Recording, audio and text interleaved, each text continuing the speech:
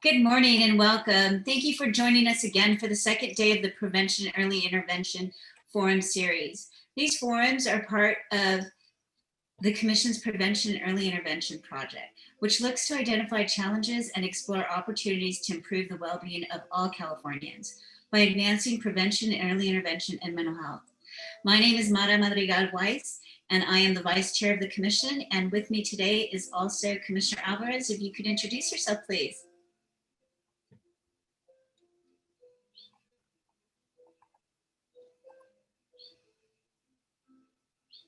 Sorry about that. Having technical difficulties. Good morning, everybody. My name is Mayra Alvarez. I have the pleasure of serving as a commissioner on the commission, and I'm excited to serve as the vice chair of this project with Commissioner Madrigal Weiss's leadership. Thank you for being with us today, and apologies for any technical difficulties I may be having. Thank you, Commissioner Alvarez. I'll now give the stage to our commission staff, Callie Patterson and Ashley Mills, who will provide a brief overview of the PEI project and a roadmap for today's event. Thank you, Commissioner, and good morning, everyone. My name is Callie Patterson. My pronouns are she, her, hers. I'm a research scientist with the commission and working on the Prevention Early Intervention Project.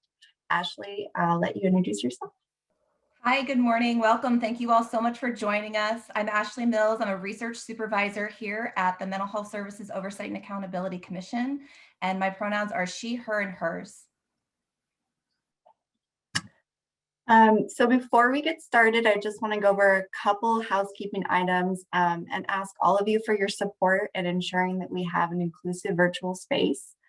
To avoid background noises and interruptions, please keep yourself muted while you're not speaking. There's a microphone button down at the bottom of your screen. You can click and unclick that to mute and unmute yourself. If you're calling in, you can mute and unmute yourself by dialing *6. When you do have a question or comment, we ask that you raise your hand so you can use the little hand icon under reactions at the bottom of your screen. If you're calling in, you can raise and unraise your hand by dialing *9. You'll also notice that we have closed captioning available down at the bottom of your screen should you need it.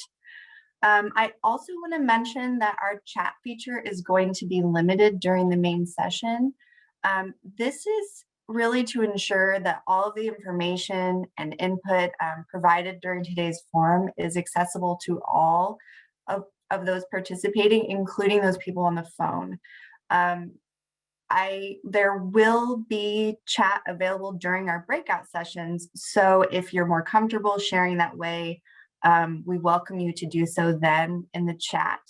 However, we do really encourage that everyone share their comments and questions verbally throughout the forum, just to ensure that we're maintaining an open dialogue and discussion. With that being said, the chat feature is available the entire time for those of you who need any type of technical assistance. So you can just direct message MHSOAC Tech in the chat box at any time, and they will do their best to assist you. So with that being said, I'm going to pass it back to Ashley, and I'm going to let her begin our presentation. Thank you so much, Kaylee. Cody, could you please advance the next slide? So for those of you who are looking for our presentations, they are available on our website. So please check out our event page at the MHSOAC.ca.gov website, and you'll find our presentation and all of the other materials to support today's event, especially for those on the phone. The video that we'll be seeing later on is available online if you want to take a look at that. Also, we are here for a very exciting 4-hour morning. We encourage you to take as many breaks as you need. We'll give you breaks throughout our event, but if you need to stand up and stretch or maybe step away for a minute or two to just take a couple of breaths or get some coffee, we encourage you to do that. And as much as you can, stick around for the entirety of the morning. because we'll have an opportunity later on to hear more from you and have group discussion. But first, we'll kick off our morning by just providing some information to set the stage a bit. So I'll share a little bit of information. I'll kick it back to Kaylee, and then we'll introduce our first speaker. Cody, can you advance the next slide, please? So what is prevention and early intervention? I think most of us who are on the call here today are pretty familiar with prevention and early intervention as a component of the Mental Health Services Act. And we'll be talking about that component much more throughout the morning. But first, I wanted to talk very broadly about prevention and early intervention. We'll reference PEI more broadly throughout the morning, and we'll also be talking about it specifically within the Act. So prevention and early intervention very broadly is concerned about really focusing on factors that are increasing risk for mental health challenges, as well as factors that can protect or that can buffer against risk for developing mental health challenges. And so you'll be hearing a lot about these concepts, in addition to other concepts like early access to treatment, stigma, and how stigma may prevent early access to treatment. And so these are some broad concepts that we'll be hearing throughout the day or throughout the morning, and that are really woven throughout our entire PEI Forum series. Kaylee will talk a little bit about our first event, which really focused on broad measures of risk and protective factors, and how we can use those broad measures to inform our program development. And so today we're going to drill down to the program level and talk about the different prevention and early intervention programs and services that are delivered through the Mental Health Services Act, and how we can ensure that in addition to addressing broad factors happening in our communities, we're also being responsive to more tailored approaches in our programmatic delivery. Cody, can you advance the next slide, please? And so prevention and early intervention broadly happens with many of our different partners. So partners in our child welfare system, partners in our criminal justice system, our juvenile justice system, partners in our education, and partners in our general healthcare system. Within the Mental Health Services Act, this vision of this broad collaboration of coming together around prevention and early intervention is really highlighted. And so there's this vision of working with people with lived experience, with community members, with family members, working with other partners in different sectors in order to come up with this very comprehensive approach to addressing mental health needs before they become challenges, and identifying those needs early so that folks can be connected to culturally and linguistically appropriate services and supports. And so just very quick information about the Mental Health Services Act, which was created from a voter proposition in 2004. The Mental Health Services Act is a 1% tax on the personal incomes of Californians who make over $1 million a year. Generates about $2 billion to $2.5 billion every year additional funding for mental health services. And it provides this vision of getting people access to services and supports early on, helping them, encouraging them, promoting awareness around when their needs come to the point where they need additional support. And so that Mental Health Services Act gives us, so from the Mental Health Services Act, the Mental Health Services Oversight and Accountability Commission was created to oversee the transformational change that was described within the Act. And so from the Mental Health Services Act, the prevention and early intervention component is a very unique opportunity to focus on those prevention and early intervention concepts so that we can address needs early, more upstream. We'll be talking a lot more about that as we go forward throughout the morning. So the Commission, in order to oversee the transformation of the Mental Health Services Act, has a number of activities. And one of those activities is through its research, policy research project work. And so the Commission's Prevention and Early Intervention Project was intended to advance prevention, early intervention, and explore opportunities for advancing prevention, early intervention across our state, including those opportunities specifically within the Mental Health Services Act prevention and early intervention component. Cody, can you advance the next slide, please? And this project was initiated by Senate Bill 1004, which asked the commission to establish priorities in addition to those that were already identified in the legislation, those priorities being childhood trauma, psychotic and mood disorder and suicide prevention, youth outreach and engagement, culturally and linguistically appropriate PEI, and then PEI strategies for older adults. And so throughout our project work, including today's event, we're hearing from community members about the priorities in their communities. And importantly, what are those opportunities for addressing the priorities in their communities? And then using that information, we're also considering how we may be able to develop a strategic strategy for data monitoring and evaluation and technical support. And so we're really focusing today's event on how we're doing evaluation right now in MHSA PEI, what additional technical support is needed in order to support that evaluation, what's working, and maybe what needs to be revisited. Really with this broad intention of how we can collectively, with our behavioral health partners, with our other partners in the field, private sector, how we can collectively advance prevention and early intervention to benefit all Californians. Cody, can you please advance the next slide? And so I pulled a couple of just recent findings from the literature. This is by no means an exhaustive list, but I think it really helps to highlight and elevate a bit what our community members are currently experiencing and what the opportunity is. And so very broadly, 60%, this is probably more, especially coming as a result of the pandemic and other factors happening in our communities. Over 60% of Californians experience negative, harmful childhood events. And this comes out of a survey that was recently cited by the Office of the Surgeon General in the Surgeon General's ACEs report. Also, the University of Boston, through their Healthy Mind study, found that the prevalence of depression and anxiety in young people is increasing, now at its highest levels. And this is attributed to mounting stress factors due to the pandemic, political unrest, and systematic racism and inequality.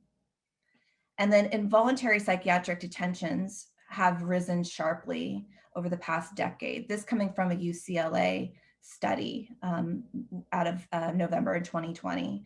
So we're seeing that in our communities, the need now more than ever for prevention, early intervention strategies is really at the forefront. And so part of our work here today is really to lift up that opportunity. And so with that, I'm going to turn it over back to Kaylee Patterson. Cody, can you please advance the next slide? Thank you. Thank you, Ashley. So as Ashley said, with this need and in addition to Senate Bill 1004, we have a tremendous opportunity in prevention, early intervention. So first, we have an opportunity to address some of these broader population factors that Ashley was talking about, including those that increase our risk, as well as those that buffer against risk and help us to build resilience. We have an opportunity also at the same time to really strengthen and expand the delivery of our prevention and early intervention services using MHSA PEI funding. This includes prevention efforts that target the unique risks and strengths in communities, and at the same time providing services and support as mental health needs begin to emerge, all while striving really to reduce disparities and ensure equity for those that we serve.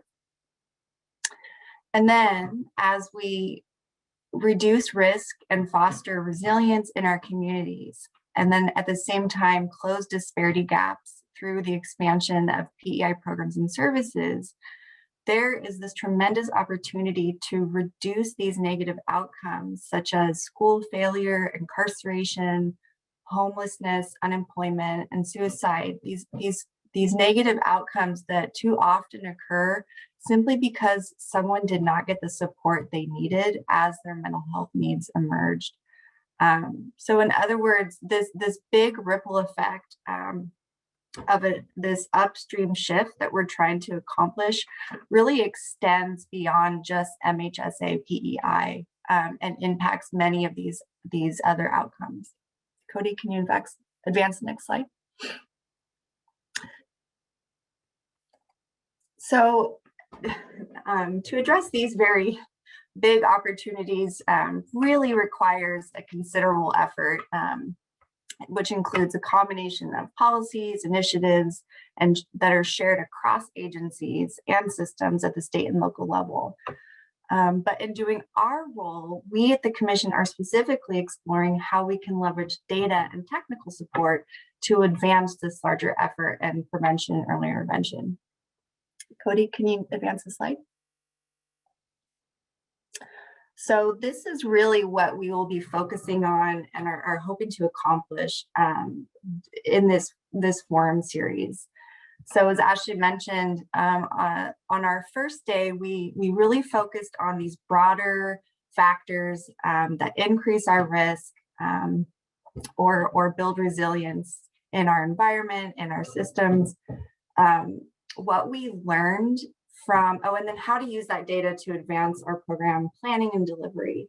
What we learned from our speakers is how the social determinants of mental health that are embedded in our systems and communities, how they lie at the core of our prevention efforts.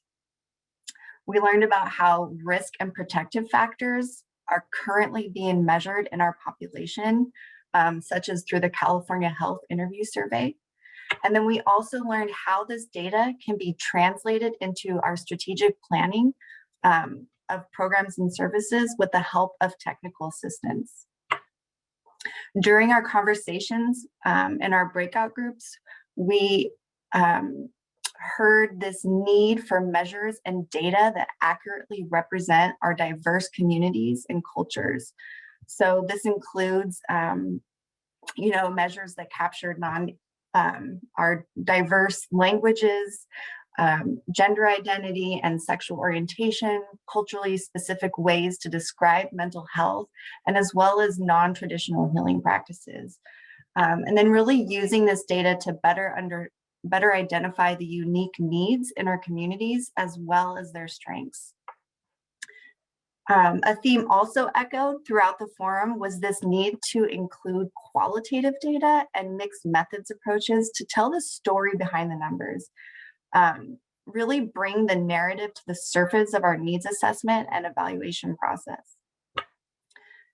We heard a call for democratized data. So in other words, in really ensuring that data is presented in a way that's accessible and digestible for a broad audience and technical skill set. And then finally, we heard the recognition that data is powerless unless it translates to practice. So it really, in other words, we at the state need to do our part to support counties in integrating this data of risk and protective factors into their PEI program planning process. So today, for our second day of the forum, we are going to zoom in on state and local MHSA PEI evaluation. And then on our final day, we are going to look at opportunities for reducing the negative consequences of unmet mental health needs through the lens of prevention and early intervention. Cody, can you advance to the next slide? So that brings us to today, where we will focus on local evaluation of prevention and early intervention programs and services delivered by the Mental Health Services Act.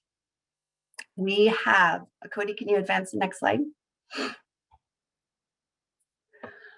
We have another very full and exciting agenda for you all today.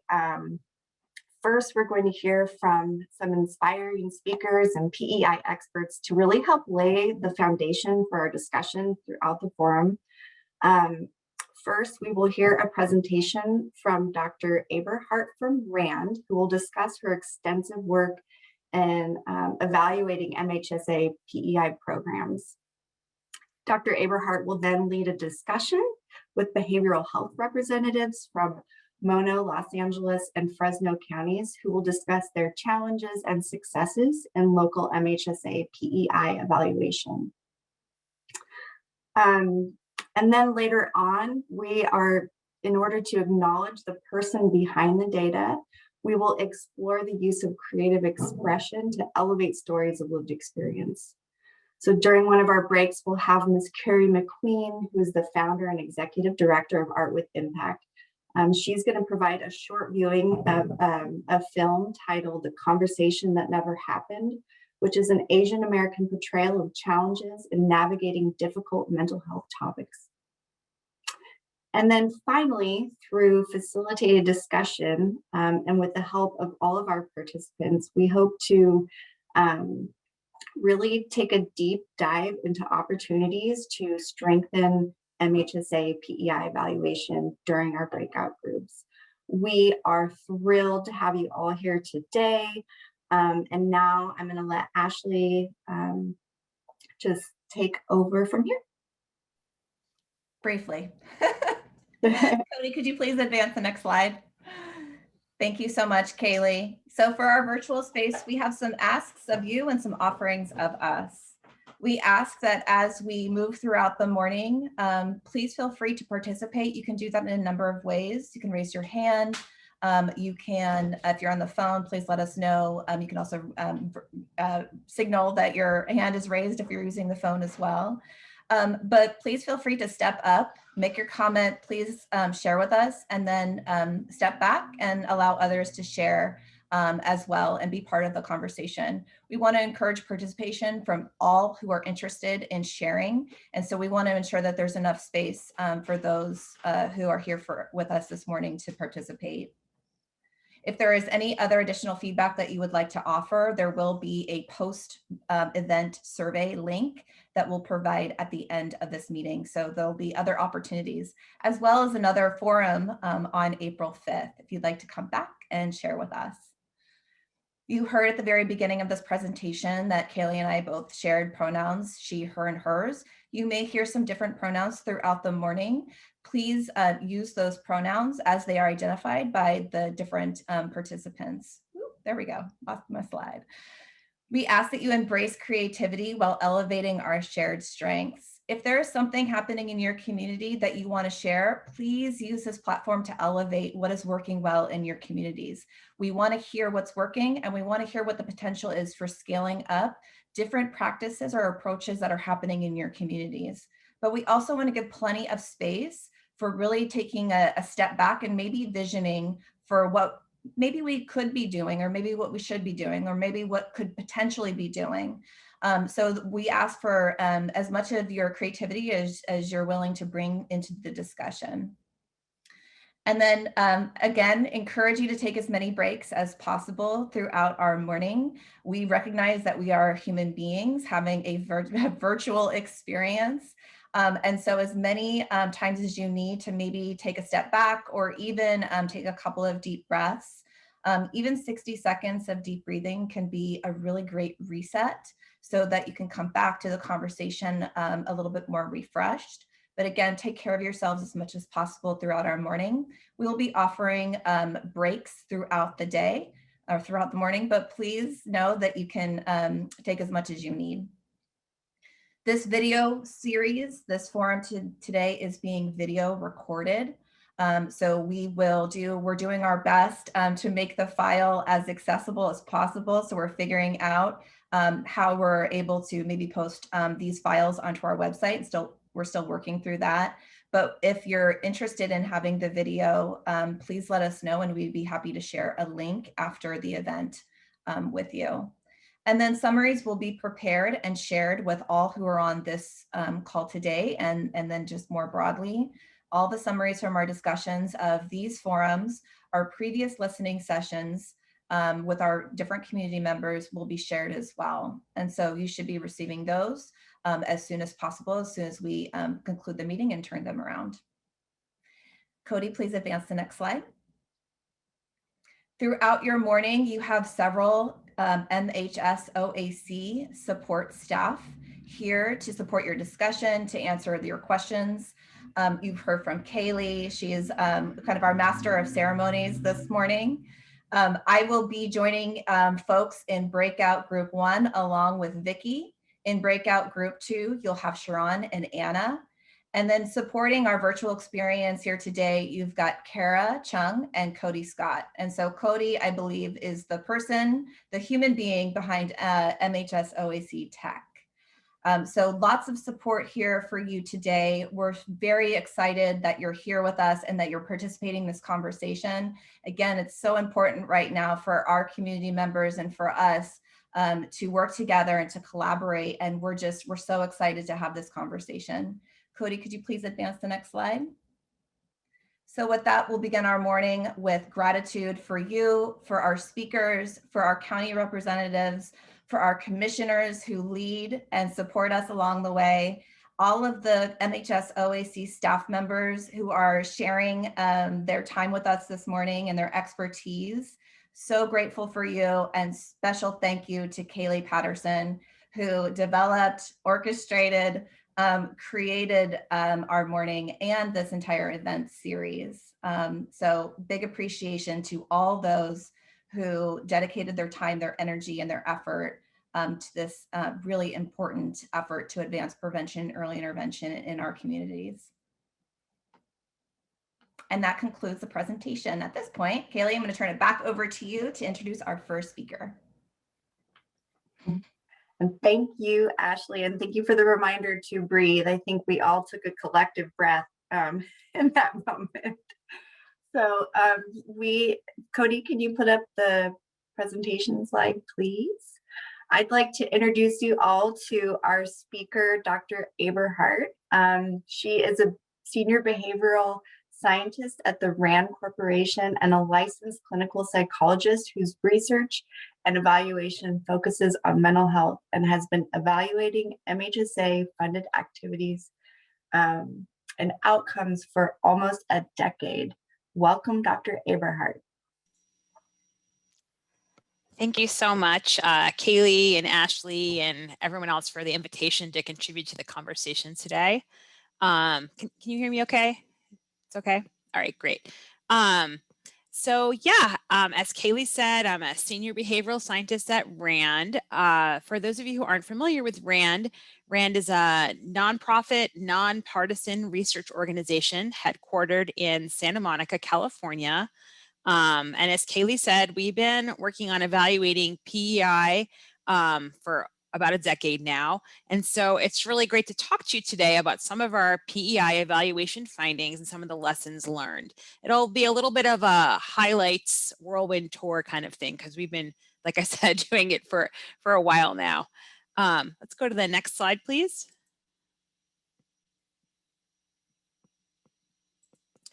Great. So I think let's start with, why would we want to evaluate this in the first place? I see evaluation as a valuable tool to advance PEI and mental health. So evaluation can be used for a lot of different things. It can be used to understand impact. It can be used to ensure accountability and value. We have a lot of new PEI dollars, and we want to know if they're being used well. It can be used to improve effectiveness by informing quality improvement. It can be used to inform decision making. We need to know which programs we want to continue, which ones we want to discontinue, which ones we want to expand. It can also be used to assess needs that still need to be addressed better. And so those are all the reasons why we do what we do, and why evaluation, although seemingly kind of dry, is still important. Let's go to the next slide.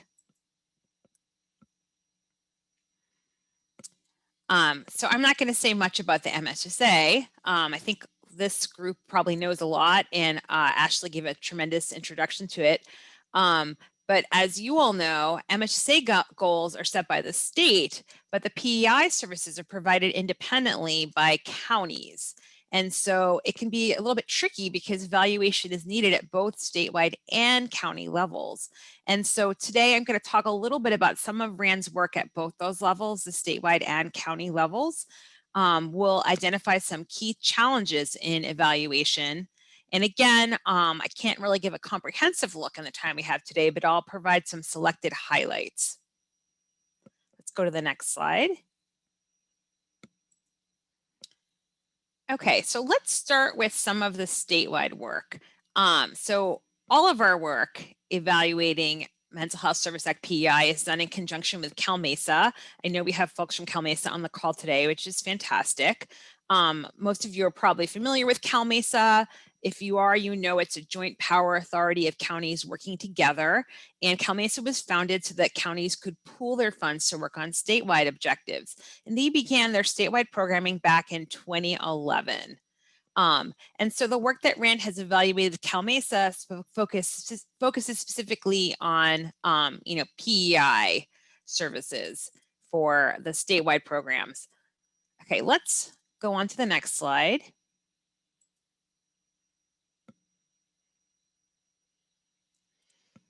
So RAND has used a number of large-scale surveys to evaluate statewide PEI campaigns. And overall, we found that the campaigns were successful in reaching Californians and improving key outcomes. So first, let's talk about the Each Mind Matters social marketing campaign. This campaign was associated with reduced stigma. For instance, more Californians were willing to socialize with, live next door to, or work closely with people experiencing mental illness. And furthermore, Each Mind Matters increased the likelihood that people experiencing symptoms of mental illness recognize their symptoms and interpreted them as something that might require treatment. So in this way, exposure to the campaign was associated with increased treatment seeking. Looking briefly at the Know the Signs suicide prevention campaign, this campaign also was associated with positive outcomes such as greater confidence to intervene with those at risk for suicide. Let's go to the next slide. I'm going to talk a little bit about some of our cost analysis findings. So we've done a bunch of cost analyses for different aspects of the programs, and we found that some programs actually pay for themselves or even yield money back to the state in the projected future. And it should be noted that for some other programs, our evaluations have found evidence they're helpful, but we didn't necessarily examine cost savings for everything we've looked at. So here's just a few examples of cost savings associated with mental health PEI programs in the state. So we projected cost savings associated with the Each Mind Matters campaign. As I mentioned before, it's associated with increased mental health treatment seeking, and that's projected to produce a positive return on investment for the state because the increased treatment seeking is associated with higher productivity and employment.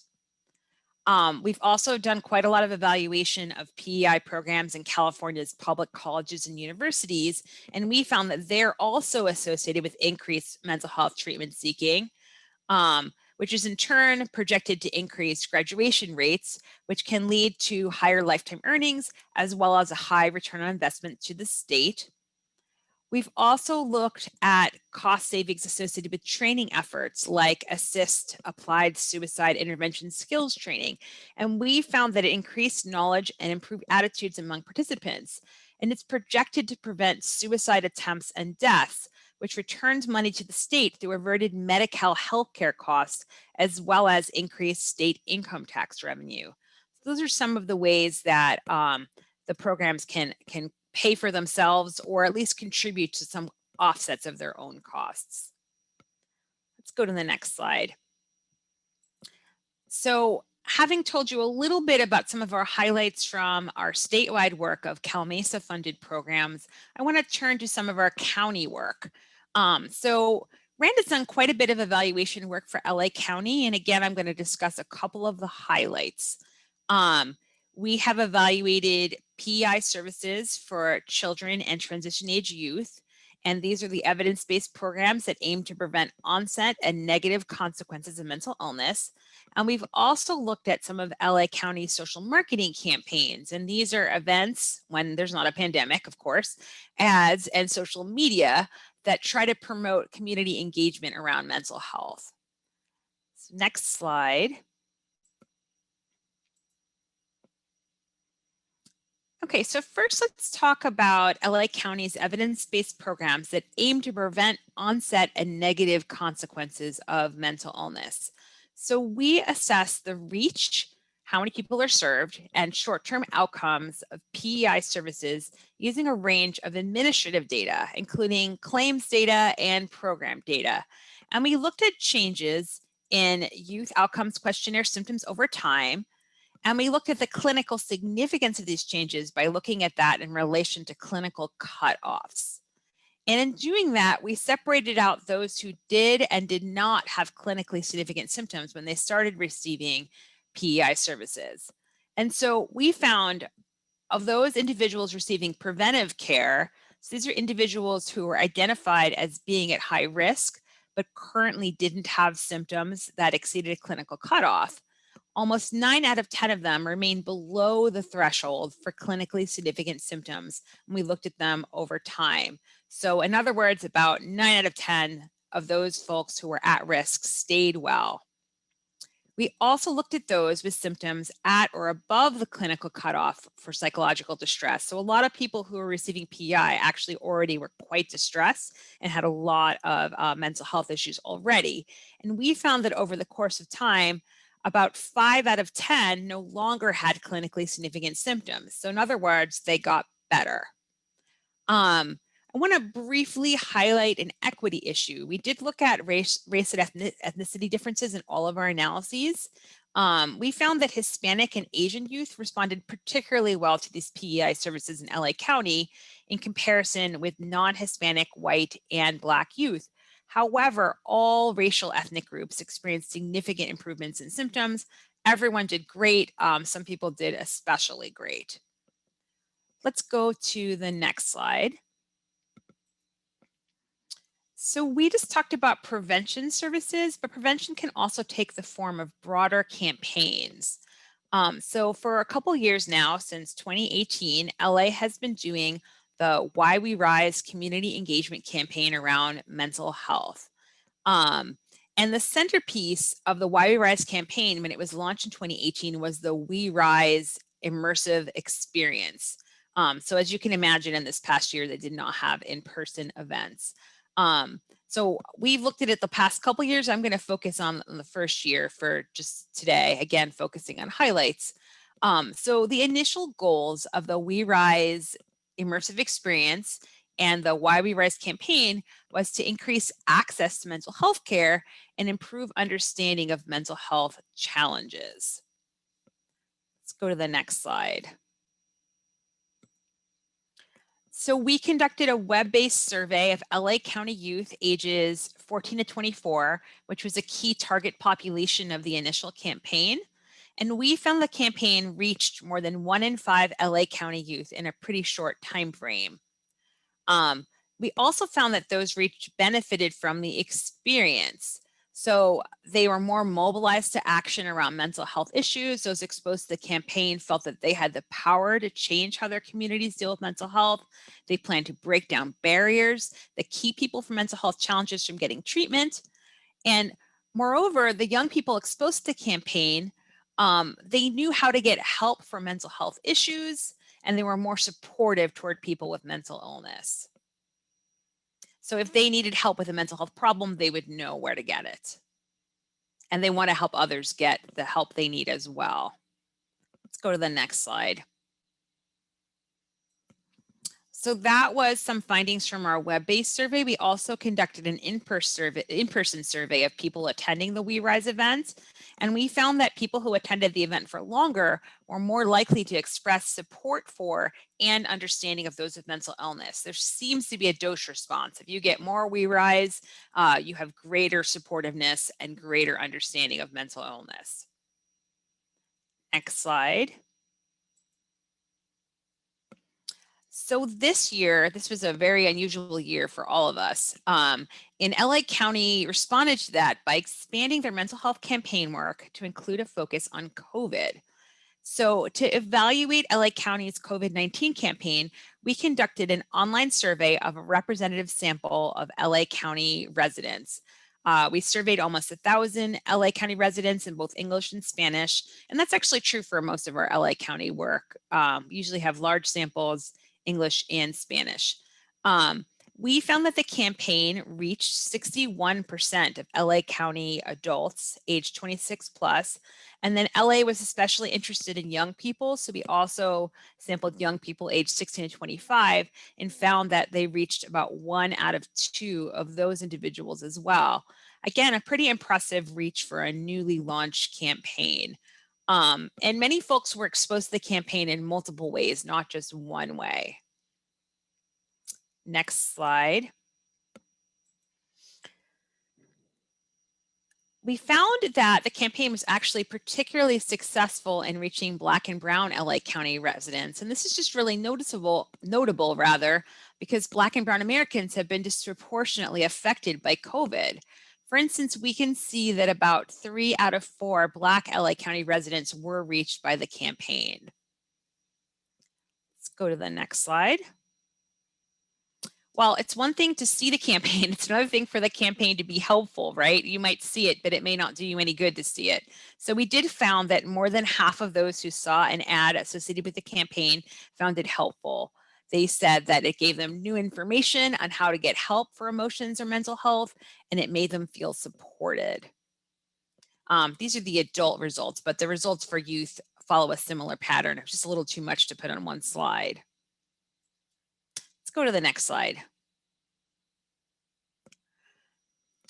We also found that those exposed to the campaign were more aware of the resources provided by LA County Department of Mental Health, and they felt that LA County DMH was there for them. And this was true of adults and youth. And that's where you can see almost a 2-to-1 effect, where people who saw the campaign know the resources provided by LA County DMH, and they feel that LA County DMH is there for them if they need it. Let's go to the next slide. So I want to shift gears and talk about a different county, Fresno. And we're so happy that we have LA and Fresno, as well as other counties participating in the panel discussion later, so they can give their 2 cents about all of this as well. So currently we're working with Fresno County to improve PEI outcomes data quality. So Fresno, like many other counties, has a problem, which is that current PEI data collection is not standardized, and that makes it really hard to tell whether programs are achieving their goals.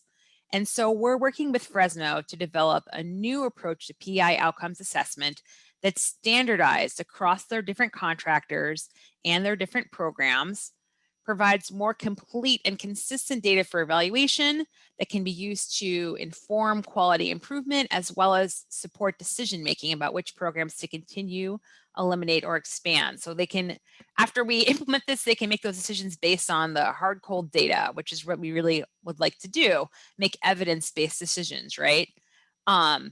So we're helping them implement this new outcomes assessment approach, and we're going to provide technical assistance and support for that new data collection, implementation of a PEI database. We're going to help them improve the quality of their PEI data, and then we're going to evaluate programs based on the new data. We are also doing some evaluation of their existing PEI data, but I think the more exciting part is the new stuff.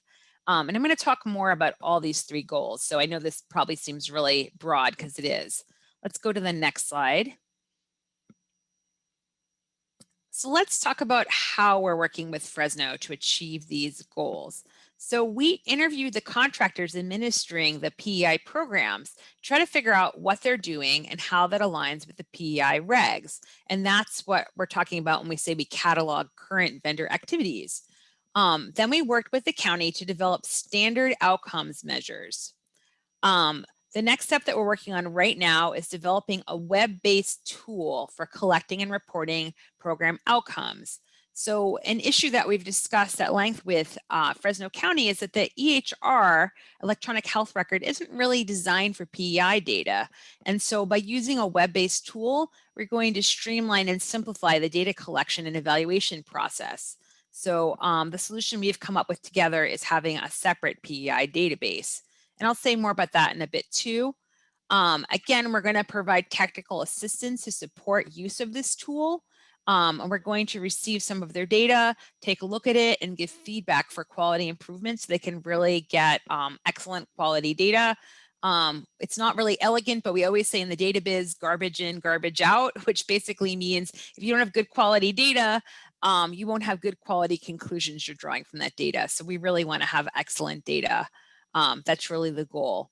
And then once we have this excellent quality data, we will be evaluating the PEI programs, looking at their reach, which is the number of people served, looking at the outcomes, and looking at how their different contractors vary in these kinds of things. So we can compare across contractors in a more systematic way and figure out if some are being more successful than others. Let's look at the next slide. So I'm going to talk a bit more about the development of standard outcome measures. So we're selecting outcome measures that reflect important PEI program goals. So these are the categories that we're selecting measures in. So there's core measures that are common to pretty much all PEI programs. All of them are trying to do things to affect self-efficacy, coping, perceived stress, emotional functioning, social support, and life satisfaction. But then we also have modules that you can add on as appropriate that might be appropriate for only certain kinds of populations or certain kinds of programs. So we have a school-age youth module that focuses more on school-related outcomes. We have a parenting module that focuses on parenting skills and family functioning. And then we have a stigma and discrimination module for programs that are focused specifically on stigma and discrimination. And under that, we look at things like increased or not mental health knowledge, knowledge about how to seek help, attitudes toward seeking help, and stigma toward individuals with mental illness. Let's go to the next slide. So selecting specific measures is actually a lot more complex than it seems. So I wanted to just review some of the criteria we're using to select these measures because I think it's relevant to what a lot of us are doing.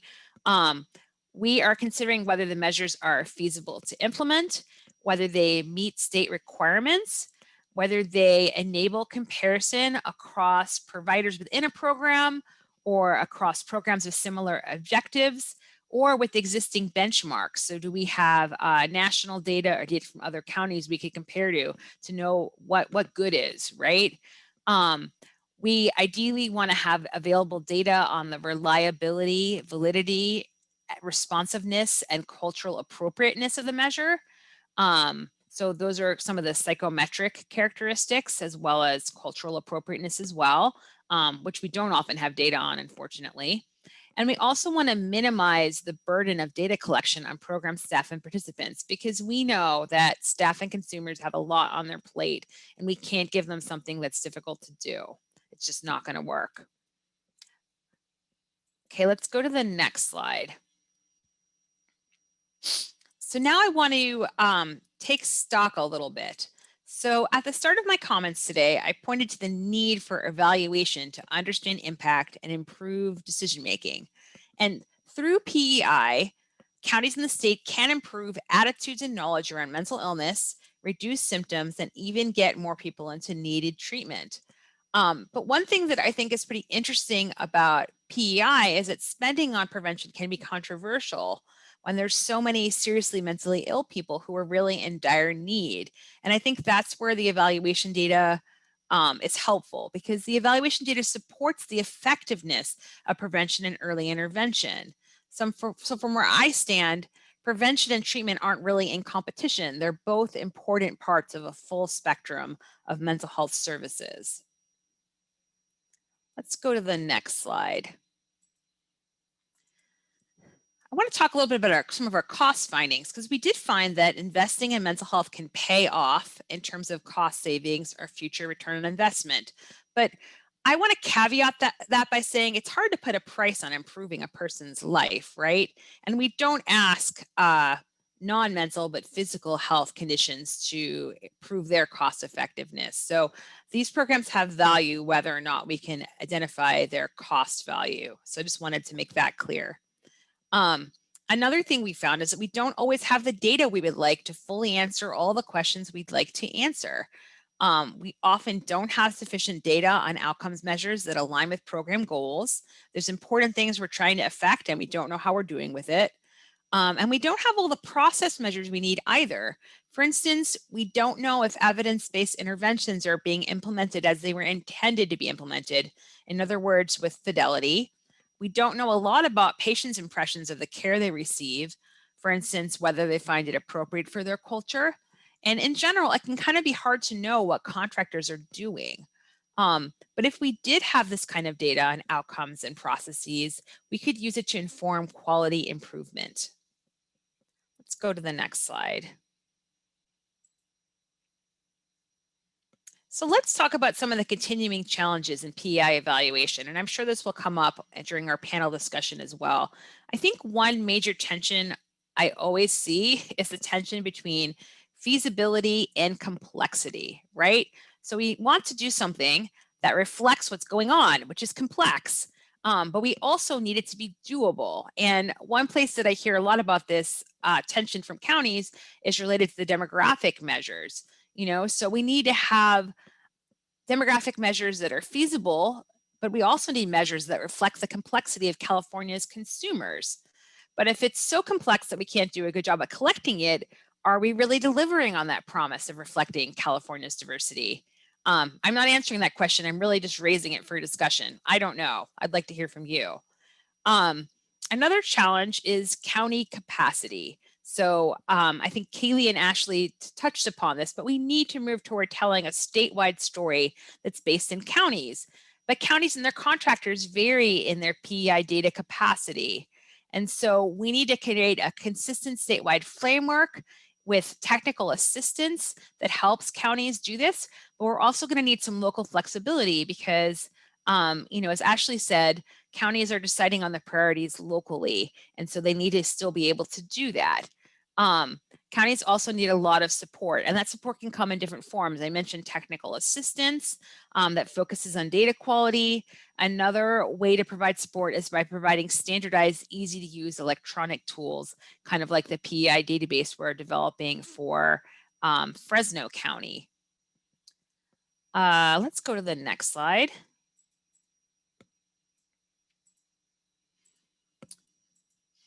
So now I'm going to plug one of our own reports at RAND, although I guess all this is a plug for our reports in some way.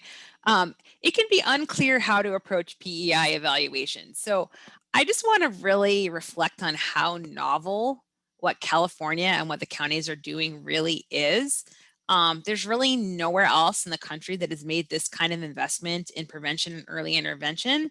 And just like this kind of investment in prevention and early intervention is novel, evaluation of PEI is also novel. We know quite a lot about how to evaluate traditional mental health services, but often PEI services don't really fit that mold. And so that's why RAND wrote a handbook a couple years ago with some guidance on basic steps in choosing an evaluation design. And then we have chapters on specific PEI activities ranging from training and educational interventions all the way to early intervention clinical services. So basically, I'm not just plugging our handbook. I'm saying that what we're trying to do here is new and it's hard. And I just wanted to reflect on that for a moment. Let's go to the next slide. If you'd like to learn more about the evaluation handbook, any of the findings I talked about today, or really any of our other work, I provided a link to our publications related to Mental Health Service Act evaluation. They span not just prevention and early intervention, but we actually do have some evaluations of treatment, such as full service partnership programs as well. You're also welcome to contact me at aberhart@rand.org. I'd love to hear from you and continue the discussion. And that's all I have. The next slide just asks for your questions. I think we have some time for, you can go to the next slide. Yep, I think we have some time for discussion built in. Is that right, Kaylee? Yes, that's correct. And so, yeah, we have until about 10:10, so we have plenty of time. Great. I just want to remind everyone to raise your hand if you have a question. If you're calling in, you can use *9 to raise and lower your hand, and again, *6 to mute and unmute yourself. We're going to do our best to get to all the questions that we, as much as we can, but there will be more time for discussion during our breakout groups.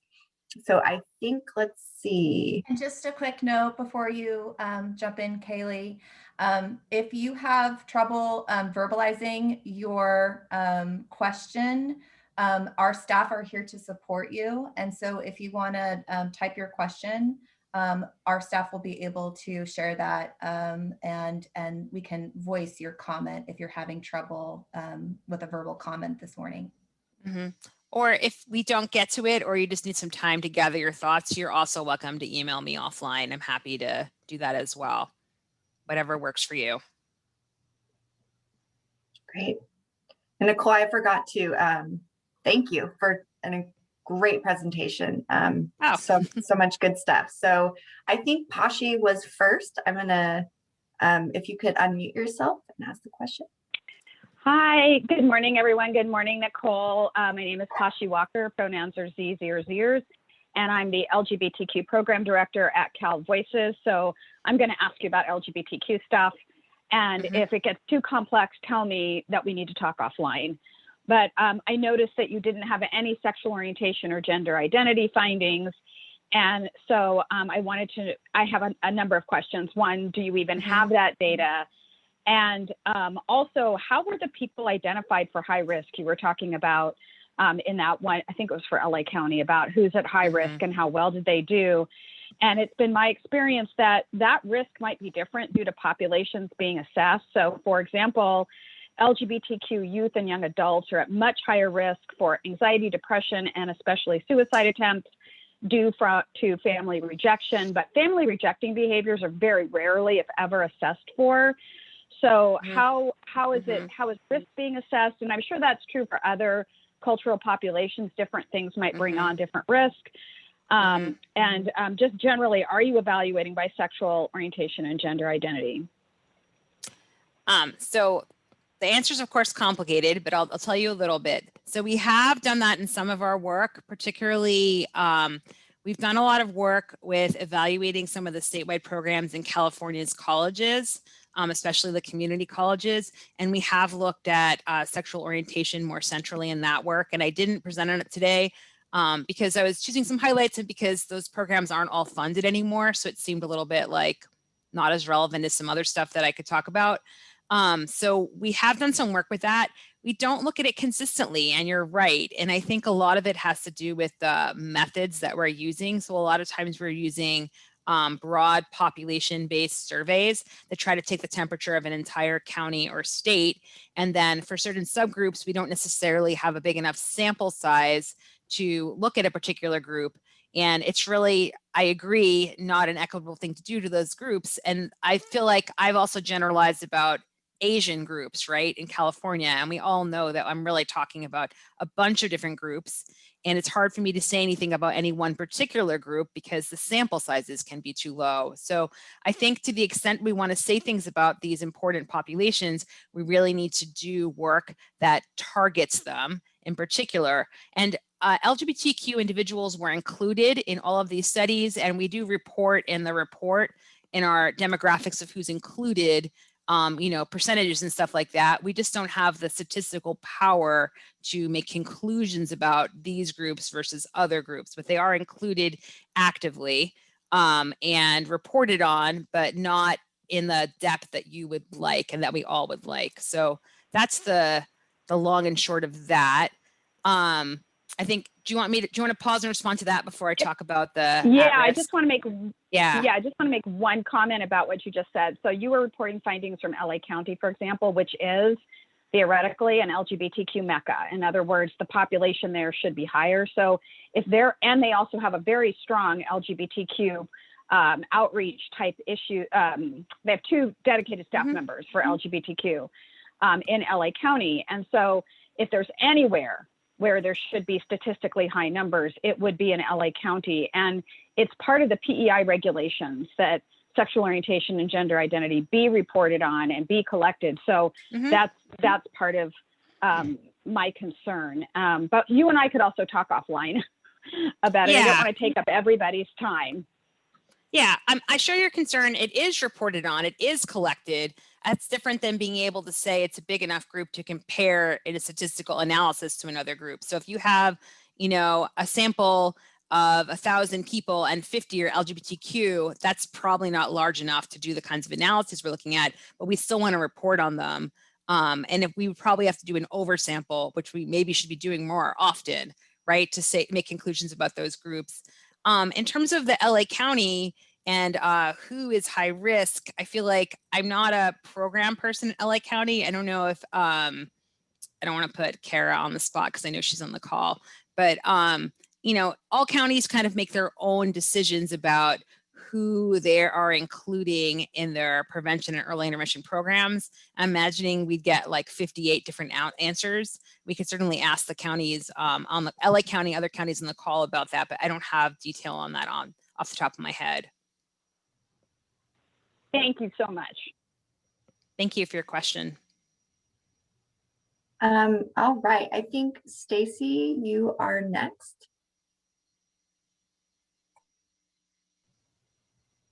Hi, thanks for taking my question. And I'm really enjoying the presentation. I'm learning a lot, and it's very interesting what the RAND presentation is offering.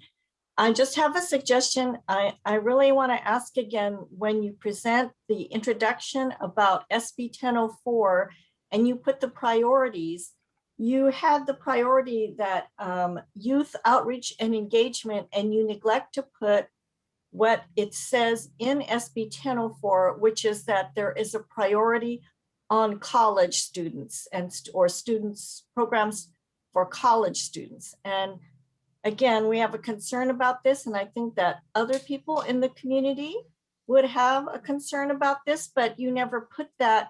We seem to always not mention that. So I just want to ask that you put that, because people are not going to comment on it if they don't know about it.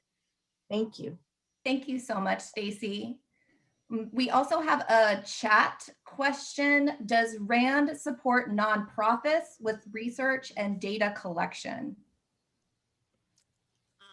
RAND is a nonprofit doing research and data collection. And then we do work for other nonprofits as well. We often need to find ways to find funding. We're a nonprofit, you're a nonprofit. So a lot of times we look at other funders, such as government funders, both in the state and nationally. We, you know, NIH, folks like that. Some of our work was done in partnership with NIMH, the National Institute of Mental Health. We also look with foundation funders as well. So if your question is whether we fund work, we actually receive funding for work because we're a nonprofit as well. And we love to work with lots of partners and find ways to work together. Okay, great. So I think it was just, you're not specifically just working with local behavioral health departments or other state or other government bodies, but then you're also working with other nonprofits in the community. Yes. I think Jerry Hall, you're next. Hi there, thank you for the presentation. It's music to my ears. I'm wondering if the MHSOAC has considered engaging an organization like RAND to help develop a data standardization toolkit so that counties can start moving towards you know, a more common standard, because it's, you know, when we're developing one tool for one county and that information doesn't get shared with the other counties that are working on their data, you know, we lose the value of being able to compare apples to apples, county to county, program to program. Mm-hmm. And it seems like we really need to back up and, you know, work with the existing standards providers that have already been working in this area and the researchers for the last decade. And we really need to nail this down, because the opportunities are just too great. And especially if we just looked at it economically, we're building so many different things in silos every year, and it just seems logical that we should back up and standardize our data collection and reporting processes, or, you know, the standards and the processes, so that we can start you know, learning from each other much more quickly, so we can learn quick and fail quick. Thank you. No, thank you for that. I think that is exactly our sentiments as well. That is what we're doing through our process for this project, is to hear from local evaluators, state evaluators, folks from RAND, folks from CABHS, other organizations that are doing evaluation. We want to hear from all, and we want to better understand what the opportunity is for doing just that. And so part of our process throughout the project has been to listening to community members from a wide range of different sectors and communities, so that we can understand what the potential is. And then the commission would consider what to do in terms of its data monitoring and evaluation strategy a little bit further down the road. But it's part of our process, absolutely. Thank you for your comment. Excellent, thank you. All right, I think we have Timothy. You are next on my screen. Hi, thank you so much. I really enjoyed the presentation and what I'm learning so far as a relatively new hire here in San Luis Obispo County for MHSA. And I was just curious if how did you ensure and know that the LA County survey sample was representative of general county adult and youth, and that the people weren't just would be around the mental health field in LA County MHSA when you put the survey out on the website or social media platforms? How did you reach out to other, populations? That's a good question for data nerds like me. So we work with a partner, Ipsos, and they maintain a knowledge panel, which is a nationally representative sample. And so we worked with a panel that was already standing of folks that was, already gathered to be nationally representative. And only in big states like California and big counties like LA County is it really feasible to then drill down enough with their existing sample to get a representative sample. And then what we do is we work with the demographics of the county. We cull from this generalizable sample, and then we also do statistical weights that are applied to ensure that it's truly representative. And then we sometimes do oversample for particular populations to make sure we can say something about them. So for instance, we always oversample for Spanish speaking individuals because we want to make sure that we can include enough of those to say something about them. So it is, it's both complicated survey panel methods combined with statistical weighting that allows us to do it. And frankly, it's much harder to do in a county like San Luis Obispo because you are so much smaller that we can't rely on an existing panel. We have to do it on our own, and doing it on our own is much, much more expensive. So you've identified a very tricky issue. Yeah, I appreciate you talking about it and willing to hear about it. Maybe in your book too, we can look at that and see if there's anything else. So I appreciate your answer. Thank you. I'm not seeing any other hands raised. Do we have maybe one more question? Or is everyone ready for a break? Okay, well, thank you again, Dr. Aberhart. Just such a wonderful way to kick off our discussions for today, and we will be exploring all of these topics more throughout the forum. So we are right on schedule, which is so wonderful. We are going to take a brief break. I encourage everyone to get up, move your body, get some coffee, a snack, recharge, and then we will be back here at 10:20, where we will have our panel discussion with folks from counties. So see you back here at 10:20.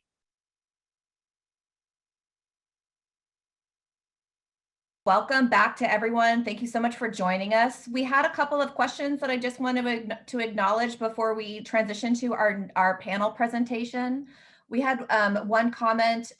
We will be making resources that were developed through the University of California, San Diego's Health Services Research Center available in order to support PEI data collection and assessment. We'll be compiling those resources and making those resources available to counties and folks who are joining us here on our call today shortly. Thank you so much, Regina. And then another question about when the commission will begin its process to amend the PEI regulations.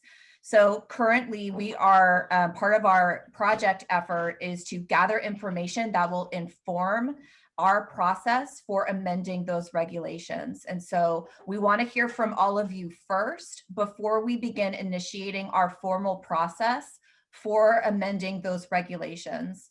If you're looking for the priorities and the changes that were made due to Senate Bill 1004, the Mental Health Services Act has been amended. So those priorities and all of the descriptions of those priorities are in the act. And so we encourage you to take a look at those and consider those as they apply to your communities and counties, and then share with us what is working well, what has been helpful in terms of measurement, evaluation. We want to get that feedback from you so that we can help inform our regulatory process moving forward. And so you can definitely partner with us as we begin that process. But for right now, part of the project process is just to gather that input and that information to help inform those regulation amendments going forward. So we appreciate your collaboration. We appreciate your input. We're listening to all and we're considering all, and we're very excited to transition now into our panel of county representatives. Thank you so much, Ashley. So I just want to take a minute to introduce our panelists. First, we have Dr. Kara Taguchi, who is the Mental Health Clinical Program Head with the Los Angeles County Department of Mental Health. Next, we have Robin Roberts, Director of Mono County Behavioral Health. And last but certainly not least, we have Ahmad Barami, who is the Division Manager over the Public Behavioral Health Division for the Fresno County Department of Behavioral Health. Thank you all and welcome. I'm going to let Dr. Aberhart take it from here.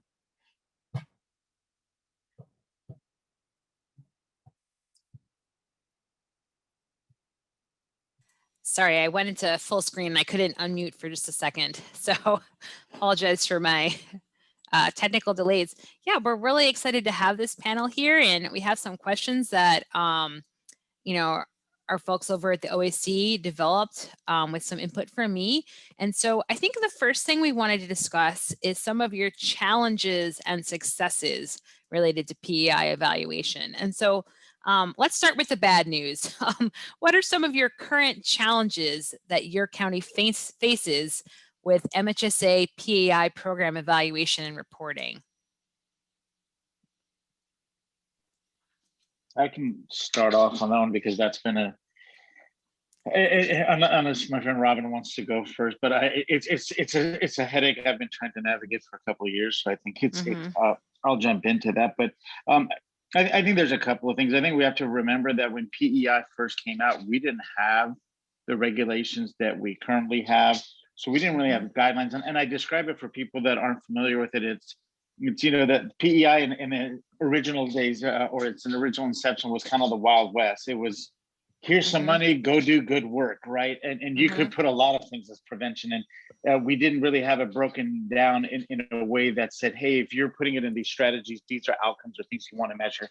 And so when the regs came in and then they were implemented, I don't know if that was communicated to all your CBOs and all your programs and things like that. So we ran into an issue where we have programs that were designed at this point, Nicole knows this, over a decade ago, and they've kind of been going the one way. And so they haven't really morphed or adapted to better align with the PEI regs. So that's been a challenge. So it's been trying to not only develop processes for data collection, but in a sense, we're having to redesign some of those programs so that they better align and they can collect the data. Because if not, the data they're collecting doesn't really support, you know, what it is that we're trying to report out. So I would say that is real quickly. And I would say one of the other things that I think has been a challenge for a lot of the counties, and then I've worked now in 2 different counties with MHSA. So it's the data collection itself. A lot of times our CBOs or some of these PI programs are really small. You know, the data collection and the outcomes can become complex. and there's just not the infrastructure for them to do that. And I think the things you already touched on, Nicole, of for Fresno, and I think this is true for a lot of other counties, our EHRs are not set up to collect and gather prevention work and data. So then you're having to come up with something new, trying to figure out something that works. The beauty with PEI is that there's a lot of strategies and flexibility in what you do, but because that flexibility is you can't take, oh, this is the system I created or metric I created for prevention, so I can use it across the board.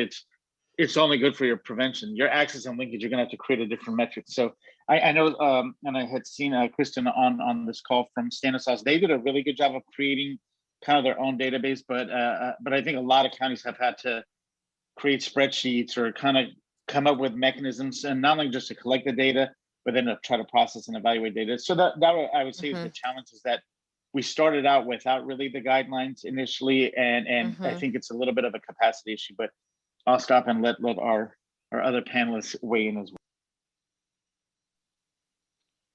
So hi, I'm Robin Roberts. I'm in Mono County, and for those of you who've not been here before, or it's been a while, we have approximately 14,000 people over a very, very wide, large geography.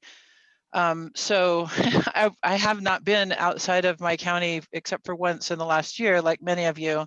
And I forget how urban people talk about their quote populations, and I forget how urban people talk about people like there's going to be maybe hundreds or thousands of numbers, when if we host something that would be under the umbrella of PEI and get 10 people, we're super excited in certain communities. And so that is always a challenge. I think what a small county, and Mono County in particular, is very, very, very good at is telling the story of who we are, telling the story of our people, having everything that we do be centered on what our people say they want from us, and having a very robust stakeholder experience where we are literally talking to the cowboys that come in off, after doing a cow hustle, or we talk to the people who live in the trailers who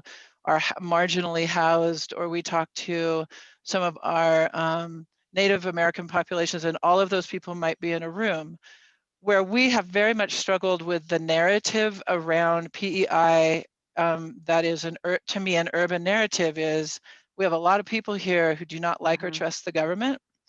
And so when they're willing to come to an event that we're hosting, that they have participated in kind of shaping what it will be, and then we start asking government questions about sexuality or really anything, they're like, yeah, no. And then they maybe don't come back. And so aside from the challenges that Ahmad just talked about, our EHR, a whole variety of things that are difficult in a county government setting that specializes in mental health, we have the issue of wanting to do what we're asked to do by the state, and also wanting to make sure that we are providing the services that our constituents are asking for, and not knowing what to do when those things don't mesh. I would say that would be our biggest issue.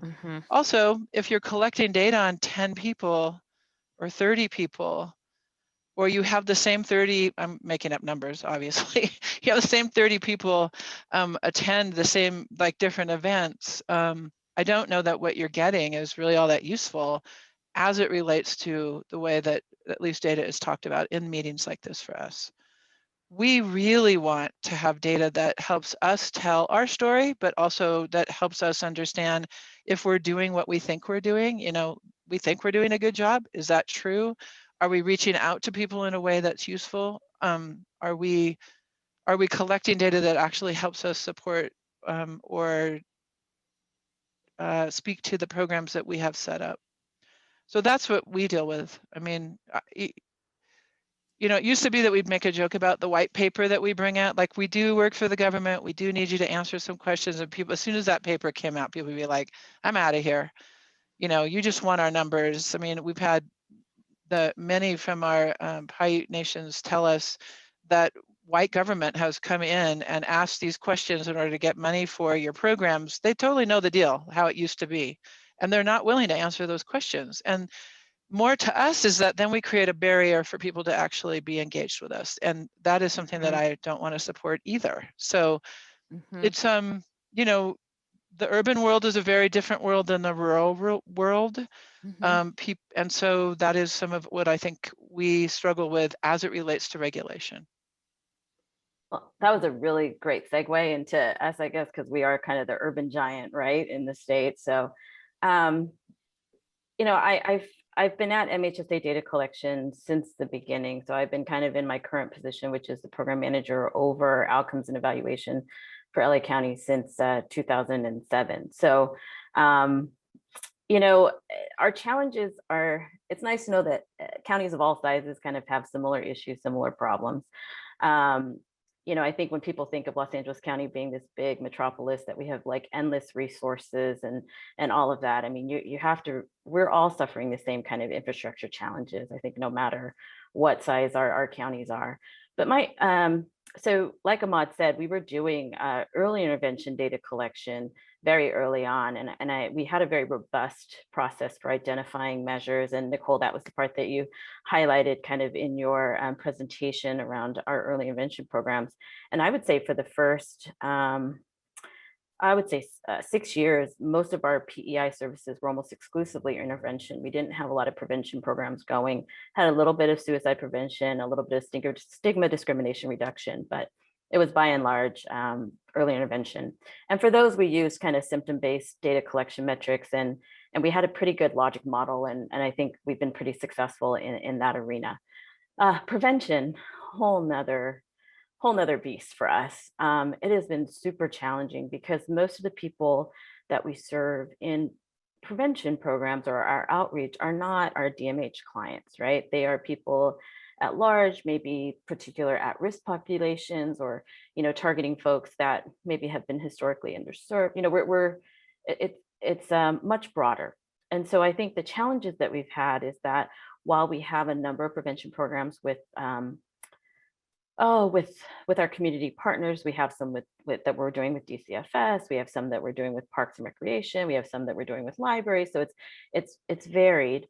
It's been challenging to collect data, not only to collect data where programs feel like it's specific enough to really show what they're able to do, but also manageable so that we don't have so many different things in play.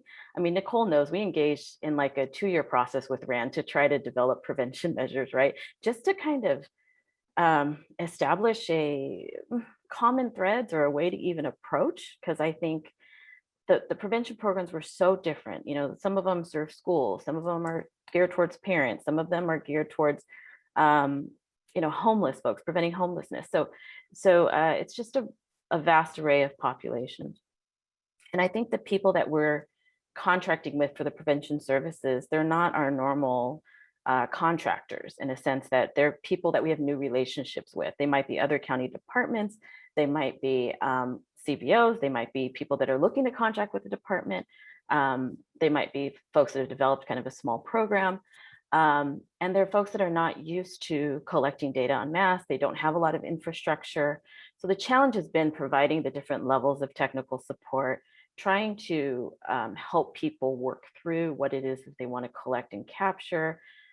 My poor team that has to try to weave all these stories together to tell a county story, let alone a statewide story.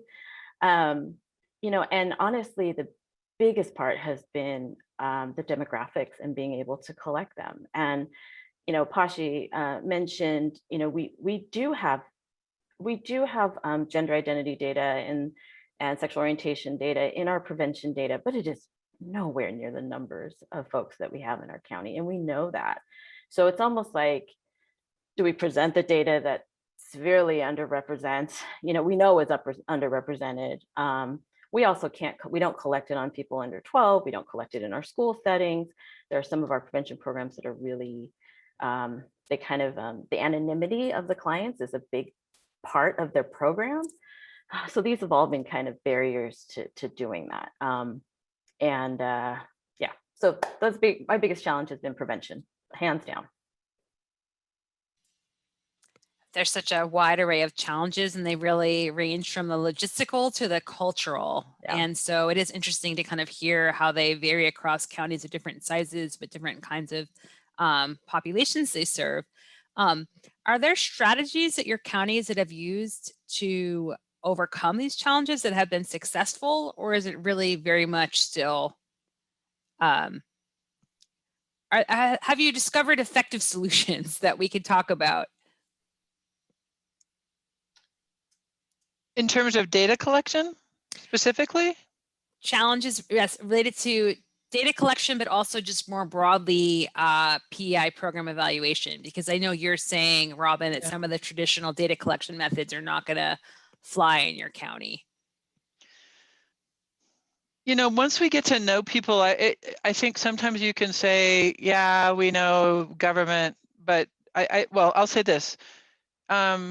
We do have some programs that are set up through the MHSA that we've been very consistent about, because where we started was a culture of that we were going to say we would do things and then we wouldn't do them. And so we made a very concerted effort and a promise really to our communities that we are going to come do this, and we will, like, we have for instance, dinner and a movie where we provide a meal, and we have families come, we do things with kids, and from that, you know, we've had an increase in the amount of people who have asked about services. So I would call it stigma reduction as well, because they get to know us. But we've been very consistent. We show up rain or snow, honestly, and we get a lot of snow here, right? So that has been helpful to be able to then say, you know, we are a government agency, we do have certain requirements. Would you be willing to answer some of these questions? And then if we can kind of create the relationship first and then get to the data, it seems that maybe we do a better job of it. But at the same time, like, I'm just thinking about our community. I mean, there's no other place for people to meet other than our wellness centers or community centers for the county. It's not like we're going into communities that somebody could say, in other words, they're either saying, I'm going to do your thing, Mono County, or I'm not doing anything at all, because there isn't anything else at all, right? And so in an effort to try to really connect with our communities around prevention especially, we really want people to come. We really want people to, even if they stand by the door or get as far as, you know, we're aware of that guy keeps coming to the parking lot. And so again, it's so about the individual story, which I think is true for all of us. It's just that we're more, you know, aware of it because it's easier to see with 10 or 30 people. So there are workarounds, but in a community that has, let's say, 90 people and we get 30 people to attend, that's a lot of people, right? Even if we had 40 people attend one event, it's not like we're going to get all 90. And so we're going to keep getting the same information from the same people anyway. Does that make sense? I mean, even if we grow a program, we maybe are only growing it by 3 people, which to us is like a score. Like, we're happy when that happens. But it sounds like some of the same things that, I mean, again, we're all talking about people. We're not that different, really. We're pretty predictable, whether we live in LA County or Fresno or Mono or wherever. We just don't have that many. Yeah, I would say that one of the things that we've learned, like a lesson learned, is just that you have to be flexible. And I think you have to meet people where they are at. And I think one of the things that we've learned over the last, 15 years or so for me in this position has been that the earlier that you can start the discussion of evaluation in program planning, the better off you're going to be. And I think I think that we've helped to facilitate the discussion to, as people are designing programs, to start thinking about what is it that you, at the end of the day, you want to be able to say that you've accomplished, right, for your program. And obviously, if it's a prevention program, you're trying to prevent something, right? You're trying to reduce risk factors or increase protective factors. The added complication with prevention is really, if you're doing prevention really well, like whatever it is shouldn't be there. It's kind of like trying to measure the absence of something is mind-boggling to me. I've always felt like prevention should really be measured in slow movements across population data. Hopefully I was hoping the state was just going to do it, but it's it's challenging to kind of measure after a single session, really whether you've really made change in those things, but we do it. So I mean, I think it's starting the discussion early, it's being flexible, it's having one thing in mind, but listening when it doesn't work, right? Like when I talked about our work with RAND, we spent a lot of time kind of developing a measure that was validated, was reliable, had good psychometric properties. We thought it covered a lot of areas, you know, all of that, which, but our providers rejected it in the end because it was too long, or it was felt too burdensome, or, you know, we even gave them something to enter their data into, right? That would do these little reports for them. Yes, it was a spreadsheet, but that had to do with other internal reasons why we didn't build them something. But yeah, so I mean, that would be the things that we've learned, definitely. Flexibility, starting discussion early. Ahmad, other thoughts about how Fresno has addressed some of the challenges or is trying to address them?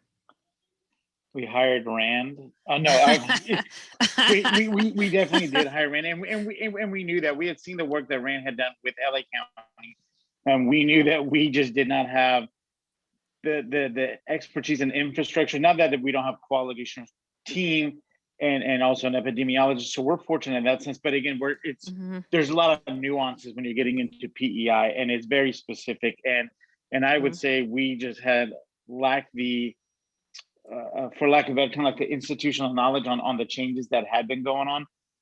And so I think when I came over, and then I brought in, Aaron's on the call. I brought Aaron with me a year later, and we'd done a lot of work with MHSA. And I know, I think Roberta's on here. Roberta was, I would say, my first MHSA tutor when MHSA started over a decade ago. So we had kind of continued to follow it. And so we knew that there was a lot of nuances. And as we looked at our system, we had a number of programs, but we had programs that had multiple vendors, and Nicole knows this. So you may have a program, but there's 5 different vendors. And because in the original program design, it wasn't really clearly identified what it is that we were trying to achieve. So what negative outcome are you trying to reduce? Well, how are you going to demonstrate that you're doing things? And we had lumped things together from the original, plans of just prevention, early intervention, to where you're having 5 different programs do a youth prevention program 5 different ways. And then I think somebody was talking about, how do we compare things across programs, so you're comparing apples to apples. We within programs had like 5 different vendors doing 5 different things. Your head's gonna explode because you're going like, wait, I can't make sense of this. It's like you would have to almost do an evaluation for 5 separate vendors in one program. And it was really a cumbersome process. And that's where we thought we needed to bring in some experts like Rand. And really, based on the work that they had done in LA, or you guys have done in LA, to really help us guide that. And we had put some investments. We knew this is an area we needed to do some work. And so we had put aside some CFTN dollars that we still had into potentially developing a whole, database. What is that? Because our EHR was not going to work. So we needed to do that. And I want to say one of the things that we've also been looking at with the work your team has been doing, Nicole, is creating, for example, that database and the tools, because a lot of our providers don't have the time and they don't have the capacity to do that. So if you're telling them to create a database so they can track this data, that would wipe out their operating budget. So we at the county felt it was our job to set that up for them. And it just makes it a lot easier for them to just collect the data, input it in there. We'll do the analysis, we'll do the work. But I think to Kara's point, we try to do some investment into with our partners, knowing that this was not necessarily they've been doing the community work, but they've not been doing county type of work. So evaluations, outcomes, all that stuff was really out of the area. So the work we've done with Rand has been not just to evaluate our programs, but the work that you and your team are doing, Nicole, will really help us create ways that they would collect the data. What do they need to collect? What are very specifically given them? What are we trying to measure? And then also just some of those database options to where that data can be collected and then later on evaluated and assessed. I think Kara brought up an interesting issue, which is sort of where are we hoping to see and measure change at what level? Is it the level of the individual person who participates in a prevention program? Especially because she's saying some of the programs are like a one-shot deal, whereas some are obviously more extensive, or is it more of a population level? And if it's a population level, are we supposed to do some kind of population level surveillance. And then we've already talked a little bit, I had that question from San Luis Obispo about how to do that and how challenging that can be, especially for smaller counties. But perhaps, you know, there's the statewide level to do things at as well. So it's and it's interesting. Another thing that's interesting with the way I hear counties talk about it is evaluation is kind of seen as the government, as Robin would say, kind of demanding knowledge, not as a tool to help with prevention and treatment. You know, it's not something you're using. So that I would argue that that's another cultural issue as well, as a clinician and researcher. Yeah. I think that's a paradigm shift that has to happen also within the county level. So, and I don't want to speak for the other counties. I'm going to say for within our county of understanding the evaluation is not a check box that we're doing to meet our PEI requirements, but if we're really getting good data and we're doing thorough evaluation, it allows us to make decisions based on data. That allows us, if you have a limited pot of money, say, hey, which programs are having the most impact? Which programs are really having the most benefit? How do we maximize those? How do we replicate those? How do we maybe adapt a program here that we've got that's working really well to meet another underserved population? But without doing the evaluation and the proper data collection and all that, you can't do that. And we're also at times, as right now, you know, where we're trying to operate leaner, evaluations are, again, data informed. So you're not going that, hey, you know what, well, we're just going to reduce Nicole's program. Being able to really say, look, we're going to reduce Nicole's program based on her participation has dropped off over the past 10 years. They don't need that same amount. Or how do we redesign the program? Hey, you know what, Nicole's population has changed. We need to redesign her program so it can be more effective. So I think the paradigm shift has to happen also within organizations. So just not at the community level of evaluation is not a checkbox. Like you used the word, it's a tool, Nicole, but it's beyond that, because I think it really lets us know, hey, the things that are getting it done, how do we do more of that? Right? Like, and you're not going to be able to do that without evaluation. And I think we've had PEI programs now, as I said, that have been going on for a decade. Some of them may be still doing great work. Some of them maybe need a tweak, but without doing that evaluation, you can't really go and do it objectively because anecdotal. Well, I think, well, what are you basing that on? And then I think in a situation where right now we're looking at potentially some leaner times and you have to make some tough decisions, you want to be able to make those decisions and let your stakeholders know, let your providers know that the changes are happening are it's not a knee-jerk reaction, but you're really looking at the data. Hey, Nicole, over the past 10 years, you were serving 200 people a year, and now you're serving 20 people. We shouldn't be funding you at that same level for 20 people. And so it eliminates, I think going to the government point of Robin, it eliminates of like, well, you know, you have it out for us, or you don't like the program. It's like, no, this is completely driven based on data and outcomes and things like that. So I think it helps position us, but I can just speak from our team that for us, it's been also as much an external as it is an internal kind of shift of evaluation is not about check boxes, guys. It's really about informing us on how we can do things better, more effectively, replicate, you know, serve underserved populations, all those things. I will say that that's one thing I've seen shift over, you know, the last decade is, as I said, I've kind of been in this position for a long time, never been as much demand for what my team does as in the last couple of years. So, you know, honestly, it wasn't until probably 3 years ago that anybody would ask me for outcome data when they were evaluating whether to give people more money or extend programming.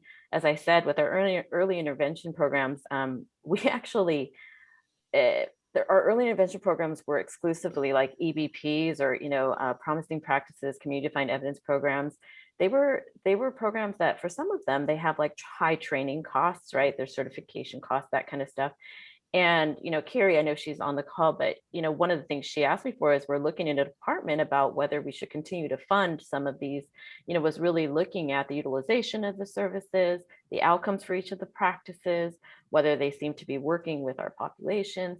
I mean, and these were discussions in 2006 we would have had. And so, you know, FSP was kind of our first move into that. Early intervention was just a we took all the lessons we learned from full service partnership evaluation and implementation, and we fixed a lot of those things with our evaluation strategy for early intervention. And with that, we did learning collaboratives where we met with providers. There was practice expertise so people could talk them through. They had data reports that they were discussing. We had big quarterly meetings for all of the providers. They had data packets there. We had service area data groups. It was just a totally different strategy. We talked about bringing the data into supervision. We talked about, providing tools so providers could do their own analysis, because it takes me so long from a county perspective to do it. Like, I don't want them to wait. I know there will always be some that have to because they don't have the resources, but really trying to say, like, I saw a shift too, because the providers ended up hiring research units, data units, things like that they never had, but it was finally worth the investment for them, right? Because the demands for data just were greater all over the place, from their board, from their funders, from all the grants they were writing, from the department. So they really invested a lot more there. And in a lot of ways, they're more advanced than we are, because they're dealing with just their data at their agency, as opposed to the 55,000 people or 45,000 people I might serve in PE, in early intervention. Yeah. So the shift will come. It'll come, Ahmad. The intervention, or the prevention conversation, especially early prevention, is such a conversation about innovation to me, because like right now, as we're hopefully coming to the rounding out the curve here with the pandemic, how do we look ahead and say, we need to help communities or people or individuals or youth or whoever build some resilience? How could we help with building resilience as we're coming out of this experience? And that's innovation, right? Like, that's something that you're kind of making it up as you go, well, I don't know. I feel pretty anxious every time I go to the market, our one market. So, is that like, how do we kind of capture that and figure that out? We have that too when we had a cluster of suicides with young people right before the pandemic. And so then what I find us doing is kind of chasing around, like, oh, now we have to do a different type of suicide prevention, which I'm not opposed to, but is that really the answer? Because we've got this outcome that we didn't expect. It was people that we don't know. I mean, we did know that. We found out through that experience that a lot of people didn't even know we existed, which seems impossible because we're so little, but that was true. So we can adjust around things like that, but it's so reactive. And is there really a story there that we then need to kind of continue throughout our prevention process over the next year, 10 years, 4 years, whatever? It's those kinds of conversations are interesting to me, but they're also confounding for sure. I mean, I truly believe that everything you're doing here is innovative. Like I said, like, California is really unique in its investment in prevention and early intervention. And we don't know a lot about some of these services and how to evaluate them when they kind of occur outside of a typical medical model. And so you guys are breaking new ground, and just the fact that there has been some progress like Kara's describing is really fantastic to hear.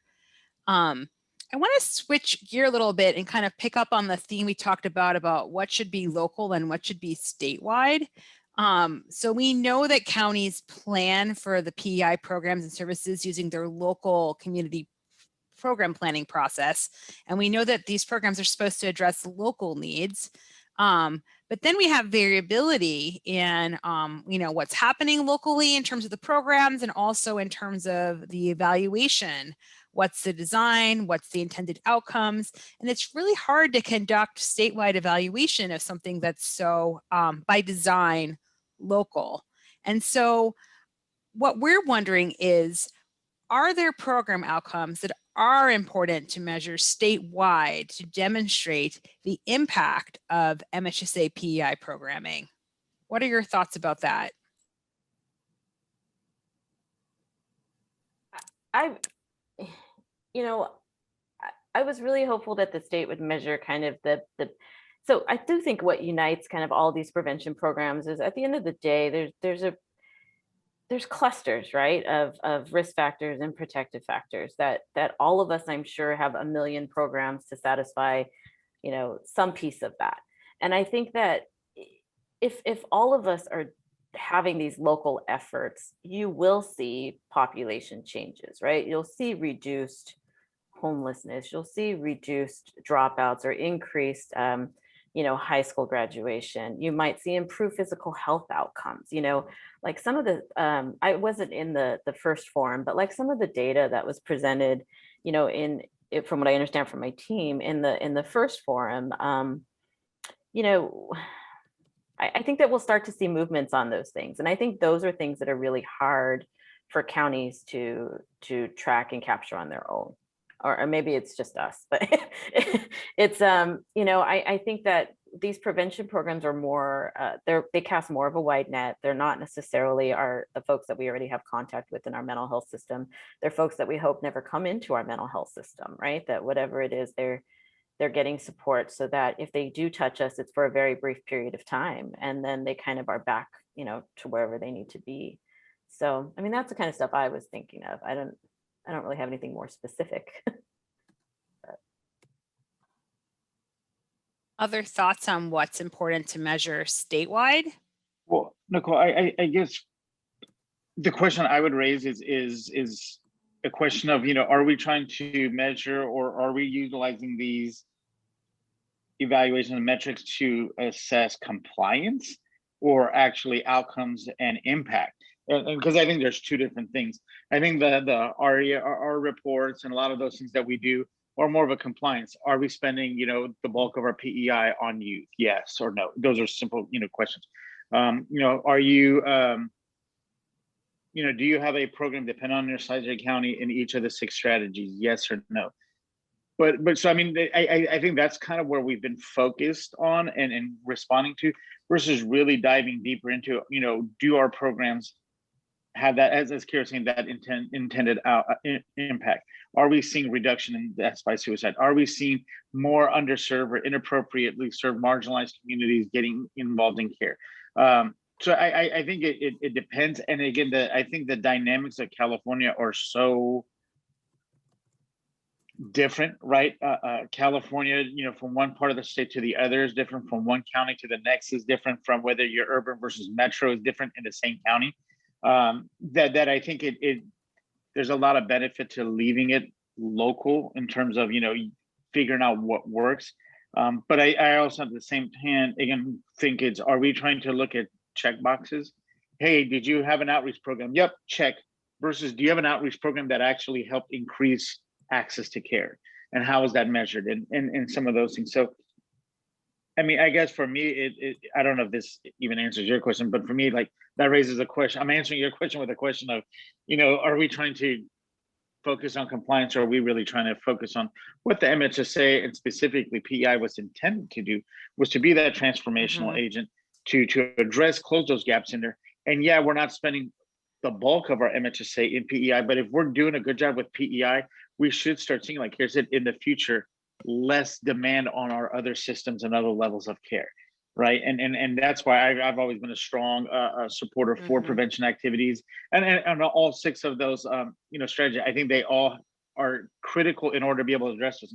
If you can't eliminate the challenges and things around stigma, you're not going to get people into the programs, no matter how many of them you have or how many levels you have, because the stigma maybe is something that's preventative, or the navigation through the access and linkage.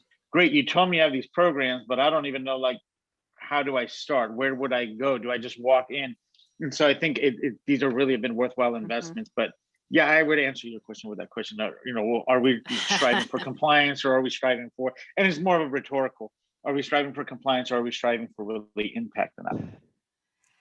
So I think that distinction between compliance and impact is a really important one to keep in mind. And I think I'm going to put words in your mouth so you can correct me, but I'm hearing an inherent critique a little bit that perhaps it has been previously more about compliance, and that maybe we need to move toward it being more about impact.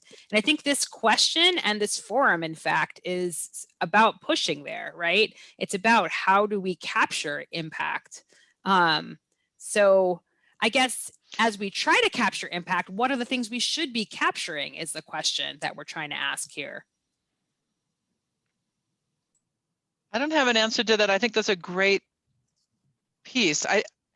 one of the things as a director, and I'm assuming that all of you are dealing with on some level, is the story.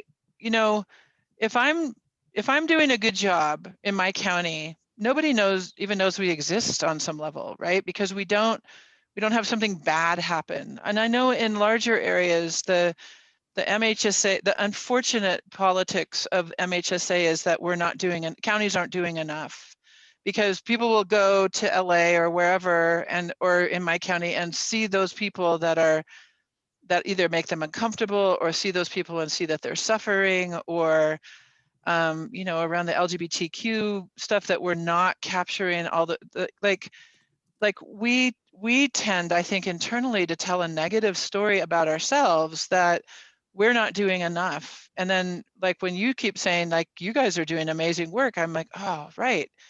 We actually are using tax dollars in ways that are really impactful to our communities. And we either do or don't tell those stories well. It sounds like we might need some better ways to tell those stories in terms of impact.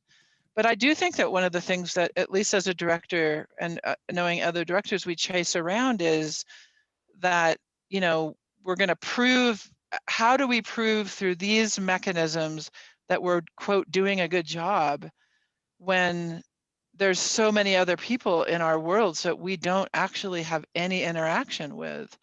And how do larger counties, like in Mono County, we really kind of have to say yes to anybody that shows up at our door, because there's nowhere else to go. We have no CBOs here.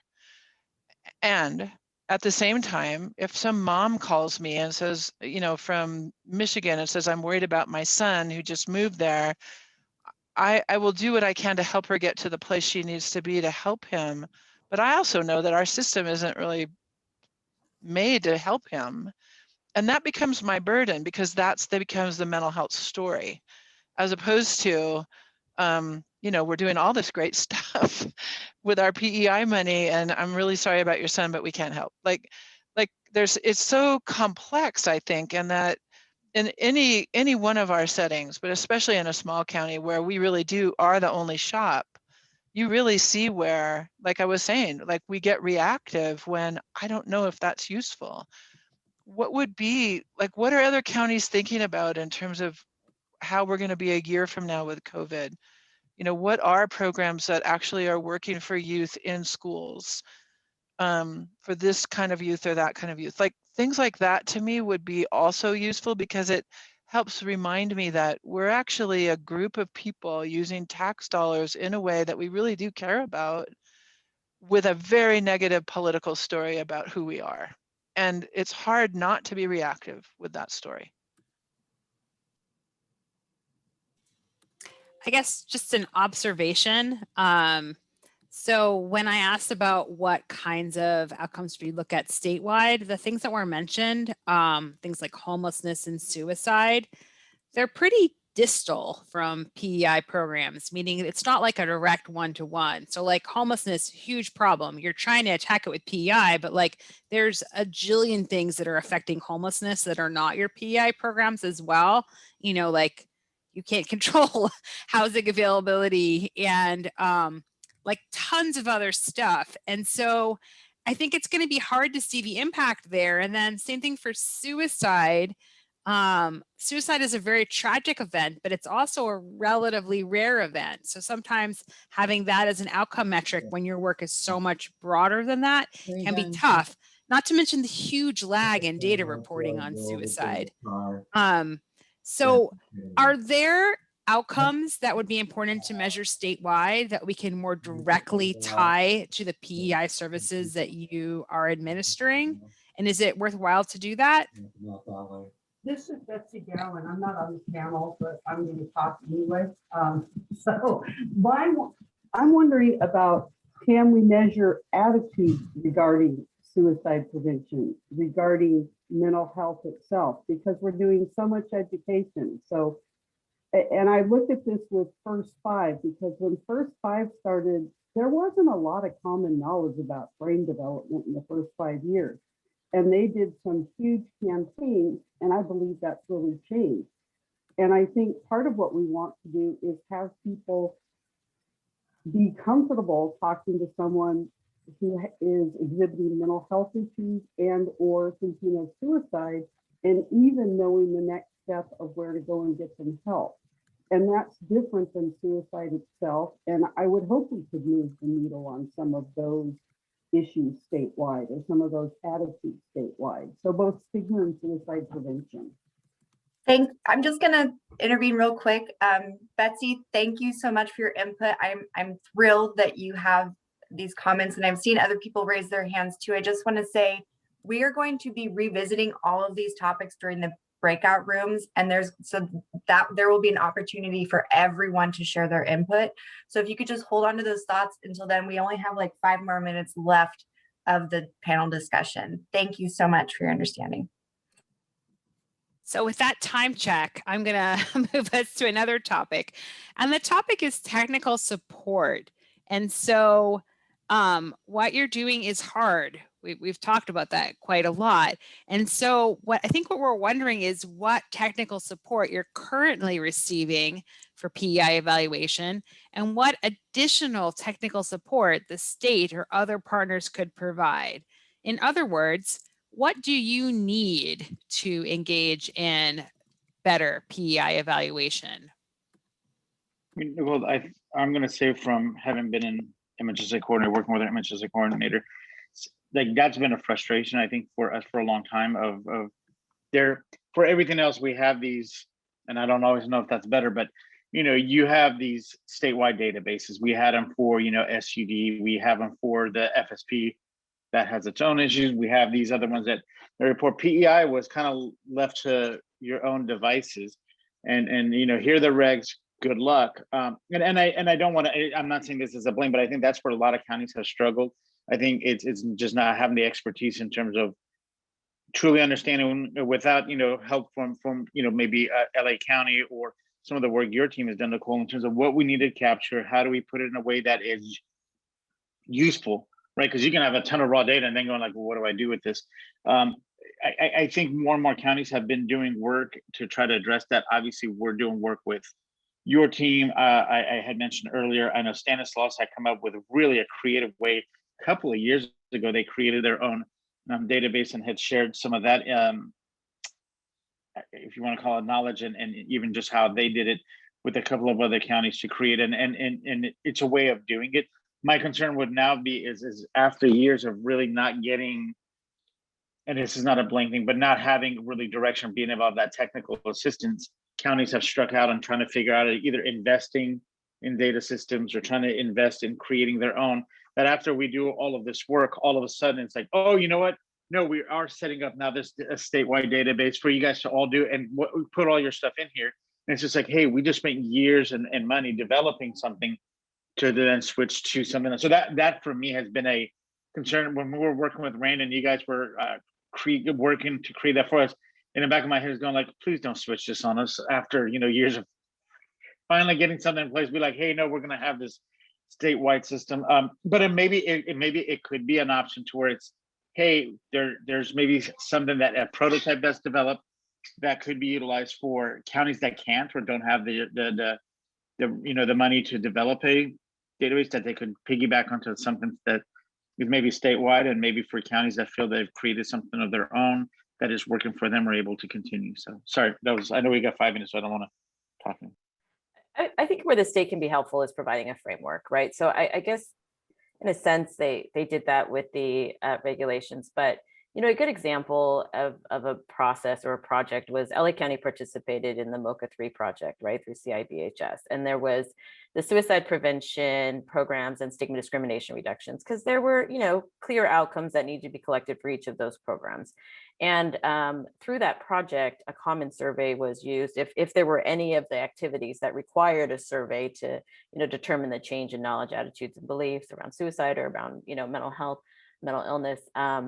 And we still use that to this day. For any program that needs a survey, we use that. And also the MOCA demographics, they're asked slightly different. I mean, it just gave us a uniform way to collect that data. We like it better than what we had in place for our prevention programs. So we use that kind of across the board now, even for our prevention programs. We use the demographics page, and that's kind of our standard when we talk to programs about what demographics do they have to collect. We give them the MHSOAC demographics as the example. So it's an idea about a project that, they engage the counties in a discussion around these are the things that we have to measure. What are the different types of programs? We kind of categorized all of our different programs that we had for suicide prevention and stigma discrimination reduction into kind of clusters of programming, and the outcomes are slightly different for the different clusters in terms of, whether it's survey based or maybe it's more reach, whatever. So, I mean, I think that was super helpful to me as an evaluator in the county. And like I said, we're still using it now. Robin, I'd love to get the small county perspective on what you need. I think 3 things that I can think of. So one would be that we have some way of using qualitative data, that we learn how to take the story and create data out of the story as opposed to the numbers. That would be amazingly helpful. I think the other thing would be that you understand that when we're asked in general for TA assistance, what the TA assistance typically does for us is help us be compliant. So it's very compliant driven. It's not actually what we would like, and I'm sure other counties would like, is what we're doing actually working for our community? Does it meet, so Mono County is in the position where anytime a regulation or a new change comes along, we have to hire people to make sure that we're compliant with the state, right? That doesn't mean that we're actually hiring people to do the work in the community. And that difference has been in the last, I would say, 5 years-ish of me being a director, where there's so much about compliance and showing that you're doing these things. Do they work? Not really. I mean, does a statewide story help Mono County? Absolutely. But can Mono County be a statewide county? Absolutely not.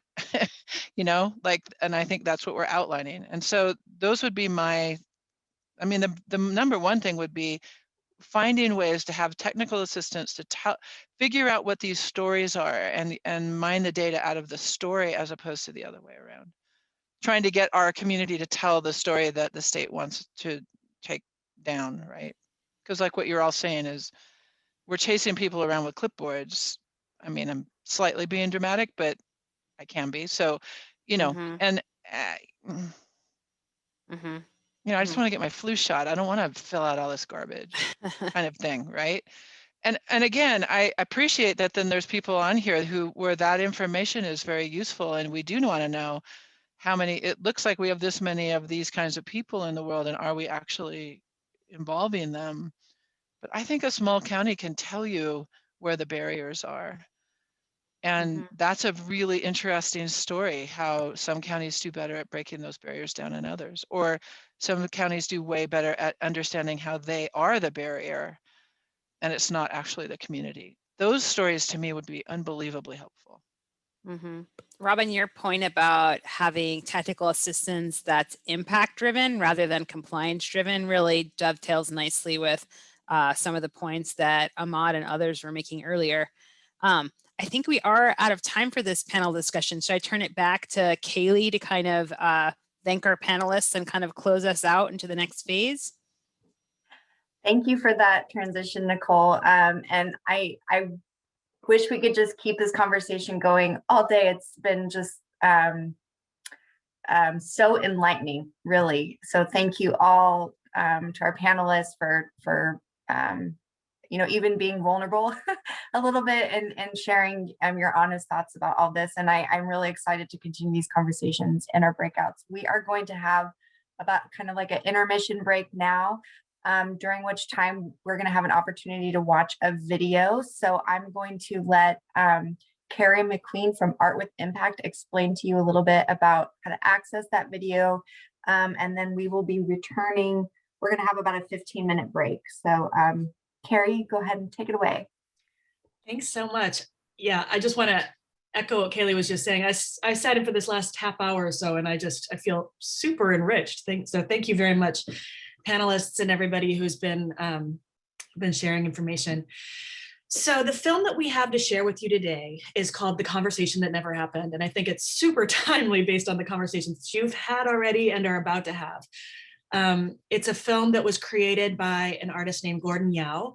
He's a doctor, he's a physician, and he's also a filmmaker. And his belief is that visual storytelling is one of the most effective ways to bridge these barriers of communication that have been coming up in a lot of the discussions you've been having. So Gordon is an Asian immigrant himself, and he hopes that using his films will help immigrants navigate difficult healthcare related topics, including mental health, with a goal of starting more conversations about mental health. So the film is available on, I think we're going to put a link in the chat here. And if you want to try to navigate to it directly, it's at our website, artwithimpact.org/film/ it's kind of long, but bear with me, conversation that never happened. Conversation that never happened. And there's a link here too that you can see in the chat. So it's quite a quick little film. And you have this this break time to watch it. And when we come back, myself and my colleague, Amy Wong, will be each in one of your breakout rooms, and we'll be just providing a space to digest and debrief what you've seen. So I really invite you to pay close attention to yourself as you're watching, so that you can share with the rest of your colleagues and peers how this particular film impacted you, how it relates to the topics you're talking about today, and sort of any sort of emotions and feelings that come up for you, because I think that's a piece that can very easily get lost in data discussions, is the human emotion-based and feelings-based piece. So watch yourself, watch if you have feelings in your body or emotions that come up. And then when we return from the break and we go into the breakout rooms, we'll have a few moments to just debrief and discuss as a group what you thought about this film. So I hope you enjoy The Conversation That Never Happened by Gordon Yao, and I will see you at the end of the break. Hello, everybody. Welcome back. I hope you all had an opportunity to watch the film during your break. Just as a reminder, we are definitely going to have an opportunity to talk about some of the reactions that you had while watching the film during our breakout sessions. But real quick, I just want to touch on a couple logistical items. So for the breakout groups, half of you will be randomly assigned to a group that's actually going to leave the main session. That will be group 1. The remainder of you will be stay in the main session. So that is mostly for the if you need access to closed captioning, you will need to stay in the main session. So if you accidentally end up in group 1, just go ahead and let staff know that you need to be moved back to the other room. Let's see, during the breakout, if you've been moved, you will not be able to return to the main session until the end of the breakout group. And that will be for about an hour. So Kara, if you could go ahead and move us all over. Oh, sorry, just a reminder as well, we will have the chat feature available. So you'll be able to communicate to the group through the chat during the breakout groups. And also a reminder, it will be recorded. So just be mindful of that. So Kara, now you can go ahead and move folks over. So before we get started with the breakout discussions, we are going to let Carrie go ahead and lead the group through a short debrief about the film. Thank you. And I think we've got some slides, so maybe, yes. So the first thing we like to do when we're thinking about art, especially art about mental health, is just check in with ourselves. So thinking about when watching this film, The Conversation That Never Happened, what thoughts kind of popped into your mind, and what feelings did you have, both in your body and in your emotions? And knowing that all of this is just information. And when we interpret art, we're giving ourselves more information and tools to explore the reality of the world that we live around. So I'd invite everybody to, you can either write in the chat, that's sometimes the easiest for this kind of thing when we've got 37 humans all at one place. Feel free to just type away any thoughts or feelings that you had, or if you'd like to raise your hand through the Zoom functionality, then we can do that as well. But yeah, just please, everybody, I'd love to hear your thoughts and feelings about the conversation that never happened.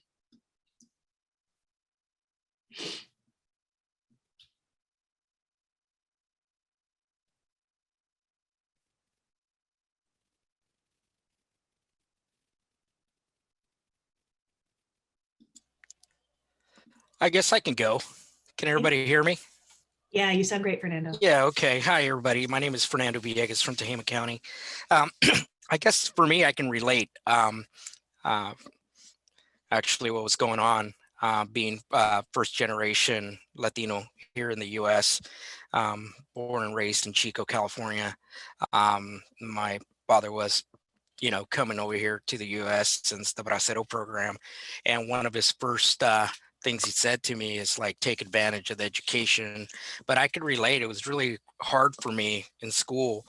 And yeah, culturally, I could totally relate to this.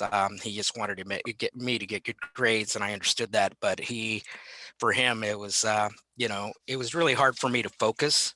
And I never understood why when I got home from school, my father didn't want me to speak English at home, and I was really confused. And later on, I found out it's because he didn't want me to forget about my culture.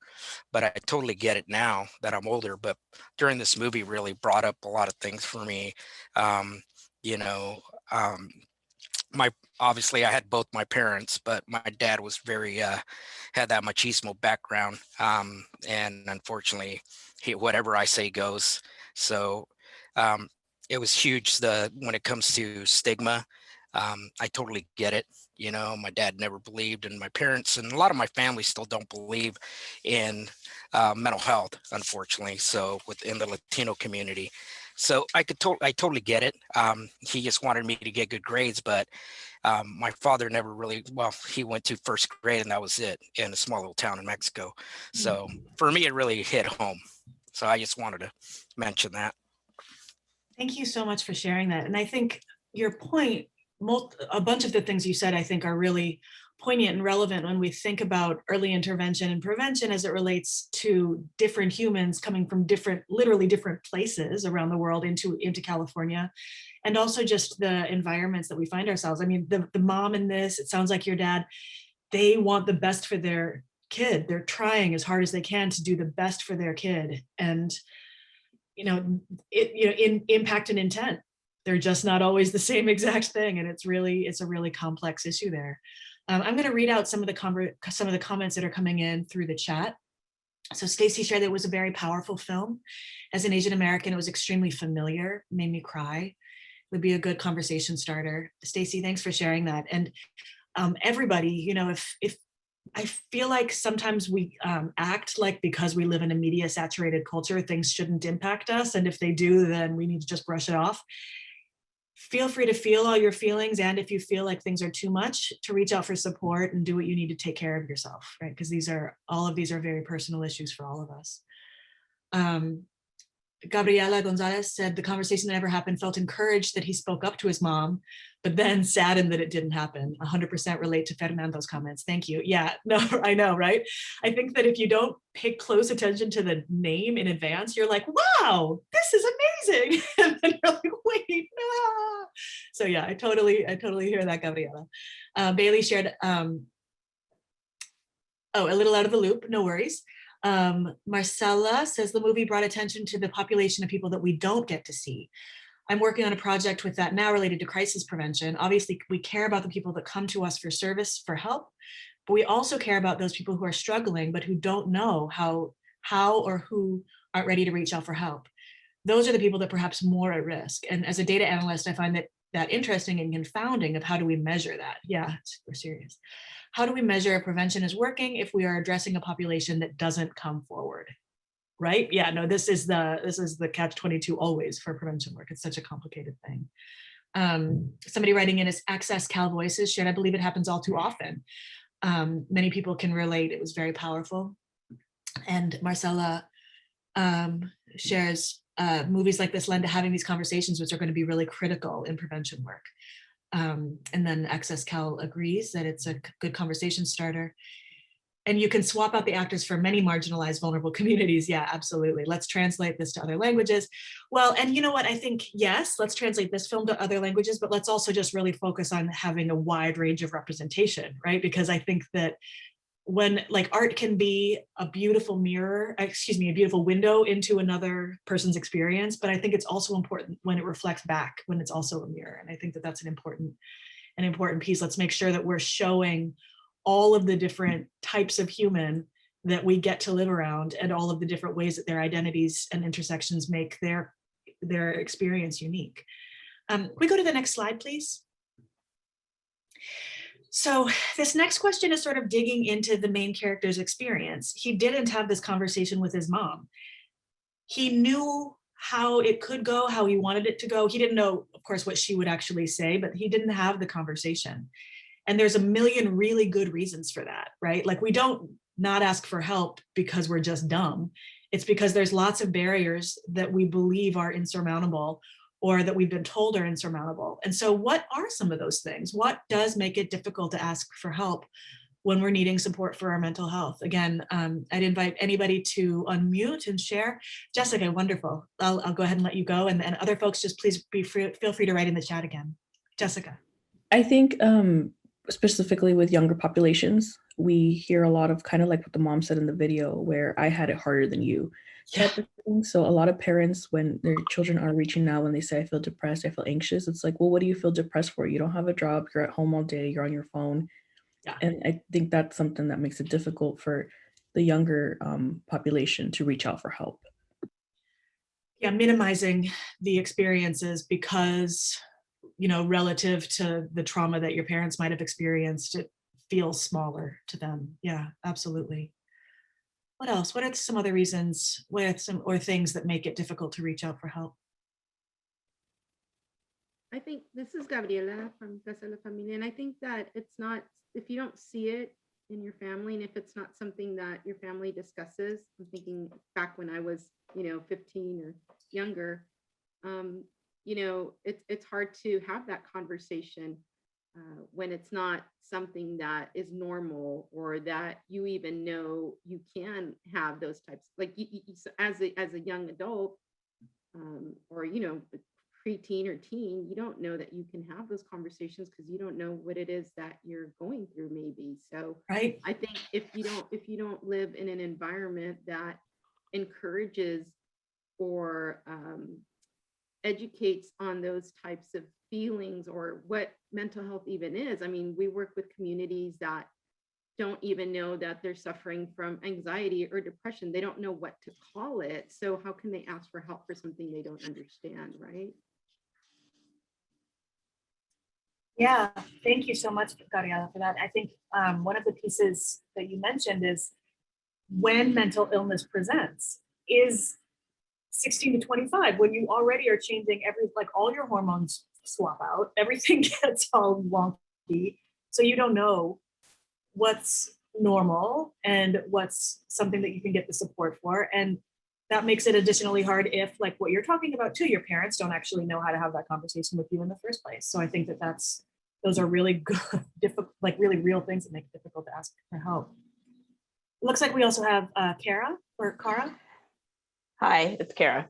I think that part of what makes it really challenging is just this sense that you're going to make things worse. It's just additional burden on your parents. I mean, I think like Stacy, I actually texted one of my friends. I'm like, oh my God, I'm crying like crazy watching this video, but it was so real in terms of conversations that so many of my friends had, or even conversations I had with my own parents, and conversations I swore that when I became a parent, I would never have with my kid, but we still do have those conversations. I swore you'd never repeat. And I think while, there were so many cultural layers kind of on this video too, with, me being Asian American as well, but I'm kind of fourth generation Asian American, but these conversations are still happening in our family, just like they were perhaps with somebody who's first generation or immigrant families. And I think it's just this sense of I just can't pull myself up and be whatever you want me to be. So what's the point in saying it? Because you're just going to, even though you're having these difficult conversations, at the core, your parents care about you. Right. You just don't think you'll ever be able to live up to what they want you to do. So you don't want to add to that and draw attention to you're just not cutting it. Yeah. So. Yeah. Thank you so much for sharing that. Yeah, absolutely. I mean, it's like you love your parents and you don't want to add exactly. I mean, I'm just repeating back your words, but you just don't want to add to the burdens that they're already carrying. And so how do you advocate for your own wellness in that case? I know we're a little bit, sorry, go ahead.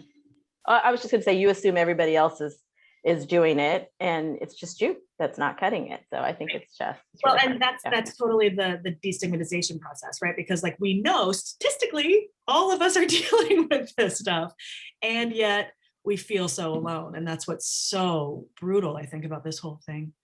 Well, there was just really quickly, I'm sorry, there was Why We Rise was something we had here in LA County that you just heard them talking about before, but there was kind of a drawing at there that was a picture of depression. And I took a picture of it because I said, this is the kind of depression that I've always heard that maybe I felt in my life or my other friends have. And it's really that you have a person that you love kind of walking, and you are the person that's holding that person down. You're the weight. So it's just that it's wow. Yeah, that's super powerful. And that is what, that by you not being here, it frees that person of everything that weighs them down. So it's just a really different perspective, I think, of, people thinking that you just escape, or I don't know. I mean, to me, it was just a really powerful depiction. It was really interesting. That's super beautiful too. And I think Kaylee, I know we're running out of time, so I'm gonna try to wrap this up real quick.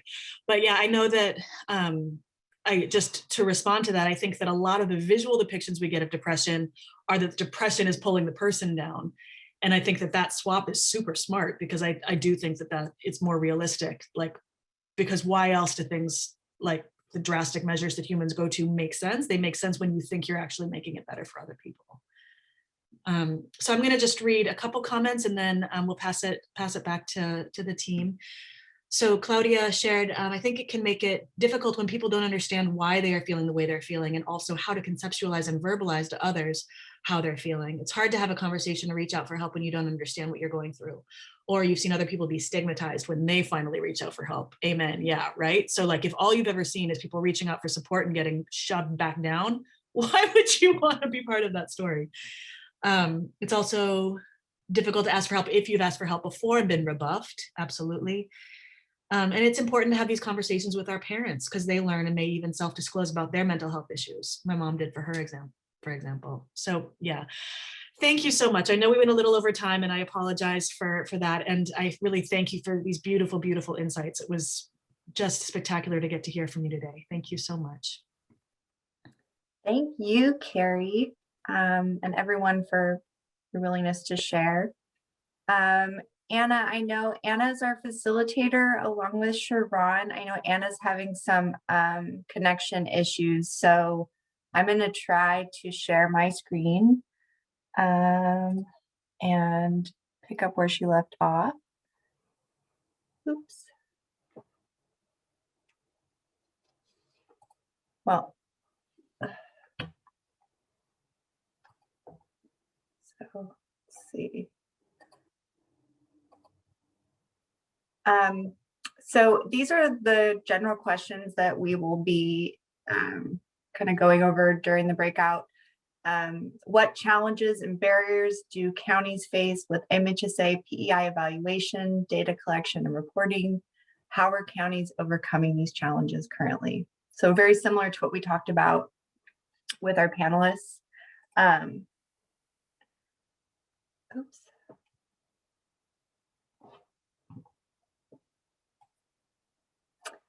And then what are opportunities to improve local and statewide MHSA PEI evaluation, such as statewide adoption of standardized tools, measures, and data reporting? And then what resources and technical supports are needed to improve local and statewide capacity for MHSA PEI evaluation?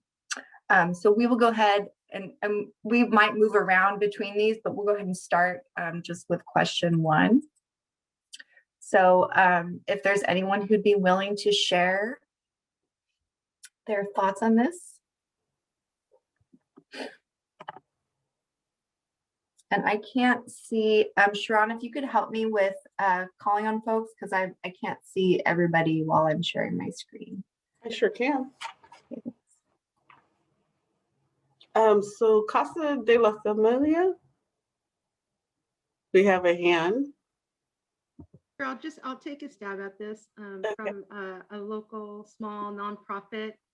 I think that, we were talking about, amazing PEI programs or prevention programs, intervention programs, but as a small nonprofit, we might not have the technical tools that Robin was discussing to evaluate or collect data.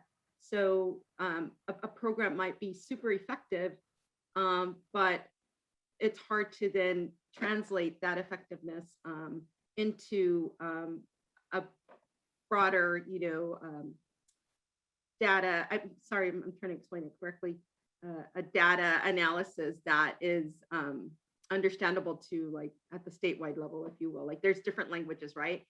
And yeah, I think that's, but I wanted to mention that I really appreciated Robin's comment, because the technical assistance in helping us tell a story rather than just focusing on compliance and numbers is super important.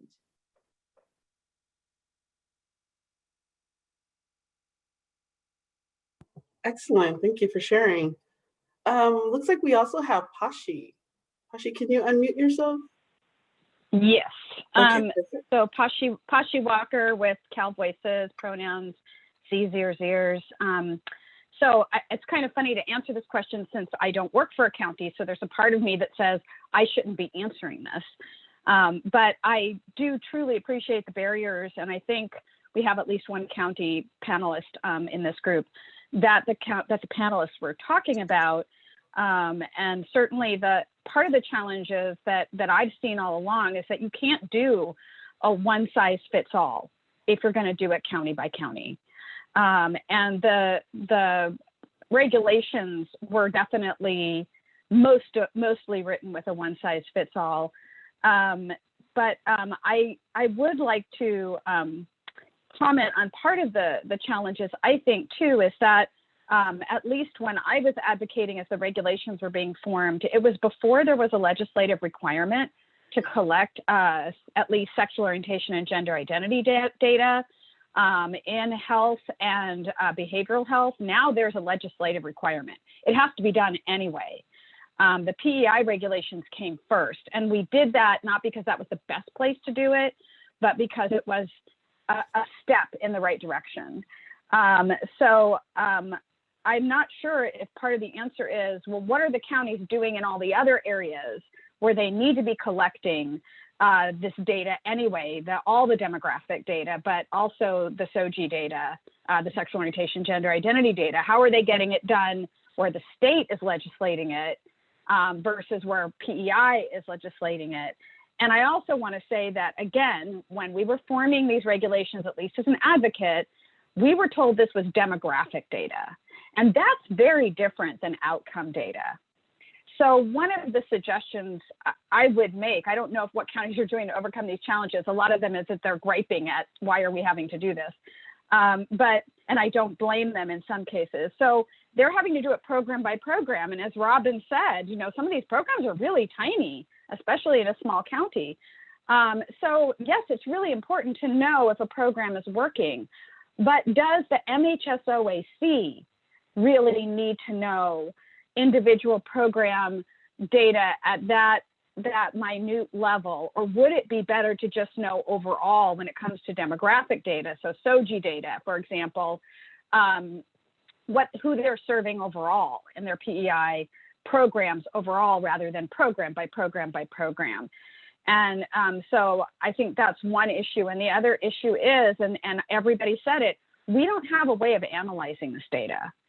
And I've said over and over that we really need to have some kind of statewide way of taking the data and analyzing it, especially when you've got people like Robin and even people in LA saying, oh, our data is too small for LGBTQ people. We can't possibly use it. Well, okay, first of all, I'm still questioning LA about that. But anyway, even so, if you send all those small numbers up to the state, now you'll have enough. We just did a statewide survey just of LGBTQ people, but we did it statewide. And I understand when we try to break it down by region even, sometimes the numbers get too small to break it down into smaller subgroups. But at the state level, at least for LGBTQ, and I would assume for Native American and some of the other smaller populations, you would have big enough numbers to start to see trends. So I probably could talk for a lot longer, but I'll stop now. Thank you so much for this opportunity. Thank you. We appreciate your comment. This is Kara. Can I just comment real quick on what Pashi said? I think that, you know, when we participated in like the early kind of stakeholder groups around the regulations, I know you were there, we did some down here in LA, there was a lot of discussion about what's the best way to collect, right, SOGI data. And, you know, I think when I said our numbers are low, I don't mean that it's too low for us to analyze. I think Nicole was talking about that more from a statistical perspective. I do think it's important to report the numbers that we have, but I think it's also important that we acknowledge it's nowhere near the numbers that we know are being served, you know, and I think that that is the obstacle that I need to figure out. How do we get the information in a way that accurately reflects the representation in our prevention services? And I think one of the issues, and I don't even know how other counties will feel about this, but for me, one of the things that we don't distinguish between is when people don't ask the questions versus when people don't give a response. So those are two very different things, right? I think if we collect that we didn't ask versus that it wasn't, oh gosh, I'm forgetting the word, but that it wasn't declared or wasn't given to us, that decline to ask is a place that we can do technical assistance, right? And cultural awareness and working with folks on how to connect and maybe when is the right time to ask the questions and you know, all of those things. We're debating about whether we collect that distinction here in the county. We're leaning more towards doing it because I think there just becomes, it looks like we're just missing the data, but it's different if somebody doesn't disclose versus if we don't ask the question. Us continuing to not ask the question is a problem. So, I mean, I know that we've had a couple of technical assistance trainings and things like that about how to ask questions more properly and that kind of stuff, but really trying to figure out that problem. So, I mean, thank you, Pashi, for always raising these issues. They're very important to us as a county and trying to understand, you know, how do we show that all of these populations are here and we're helping, you know? Thank you, Kara, for adding in. Let's see, is there any, it looks like Kayleen. Hi, Kylene Hashimoto. I also don't work for the county, but I am a mental health advocate. Just kind of going off what everyone else was saying is that I think that we need to reevaluate the questions we're asking. So whether that be reframing the questions or entirely just thinking about what our KPIs are, our key performance indicators are. And then also, like, what are we trying to really get out of this data? So if we want feedback or what are their opinions as to how the program can improve rather than like, do you think that this service was satisfactory? Because what do we really get out of that? Great, thank you for that. We have another hand raised, Diane, but we also had a comment, and then I'll let this person chime in if they like. Can we discuss barriers to data collection due to the methods used? Just wanted some expansion on that. Did you want to? Yeah, I wasn't sure if that was relevant to the question. I mean, when we're talking about barriers to data collection and reporting, I think one of the things that we've seen in collecting data from the demographic that we serve, which is the Latino community, is that, you know, especially during the pandemic, when we rolled out a stigma project, we had transitioned to online virtual events versus in person. So in person, Robin said she was exaggerating, running around with the clipboards. We were literally running around with the clipboards and assisting people with answering the survey data. And so we were physically there and able to collect really great data. But I think that when we're talking about survey collections or data collections, we also have to remember that some of the demographics that we serve aren't familiar with, completing a survey or answering a question. So I wasn't sure if if we could share that as a barrier as well. The methods we use to collect the data, like SurveyMonkey, for example, like we have to then educate the communities on what that is if they haven't even seen it, or they don't have access to like high-speed internet that can allow them to, or they're doing it on their phone and they don't have like a computer. So I hope I'm making sense. Yes, those are great points. Thank you.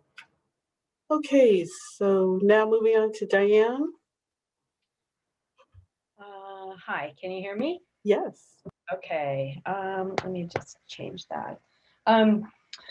So I had a couple of comments. One is I feel like, I've been working with MHSA for, over 10 years in San Francisco, and I really feel like we're not doing evaluation. We are collecting data we're collecting a lot of data on demographics, of course, and we work with every single contracted program to develop program objectives.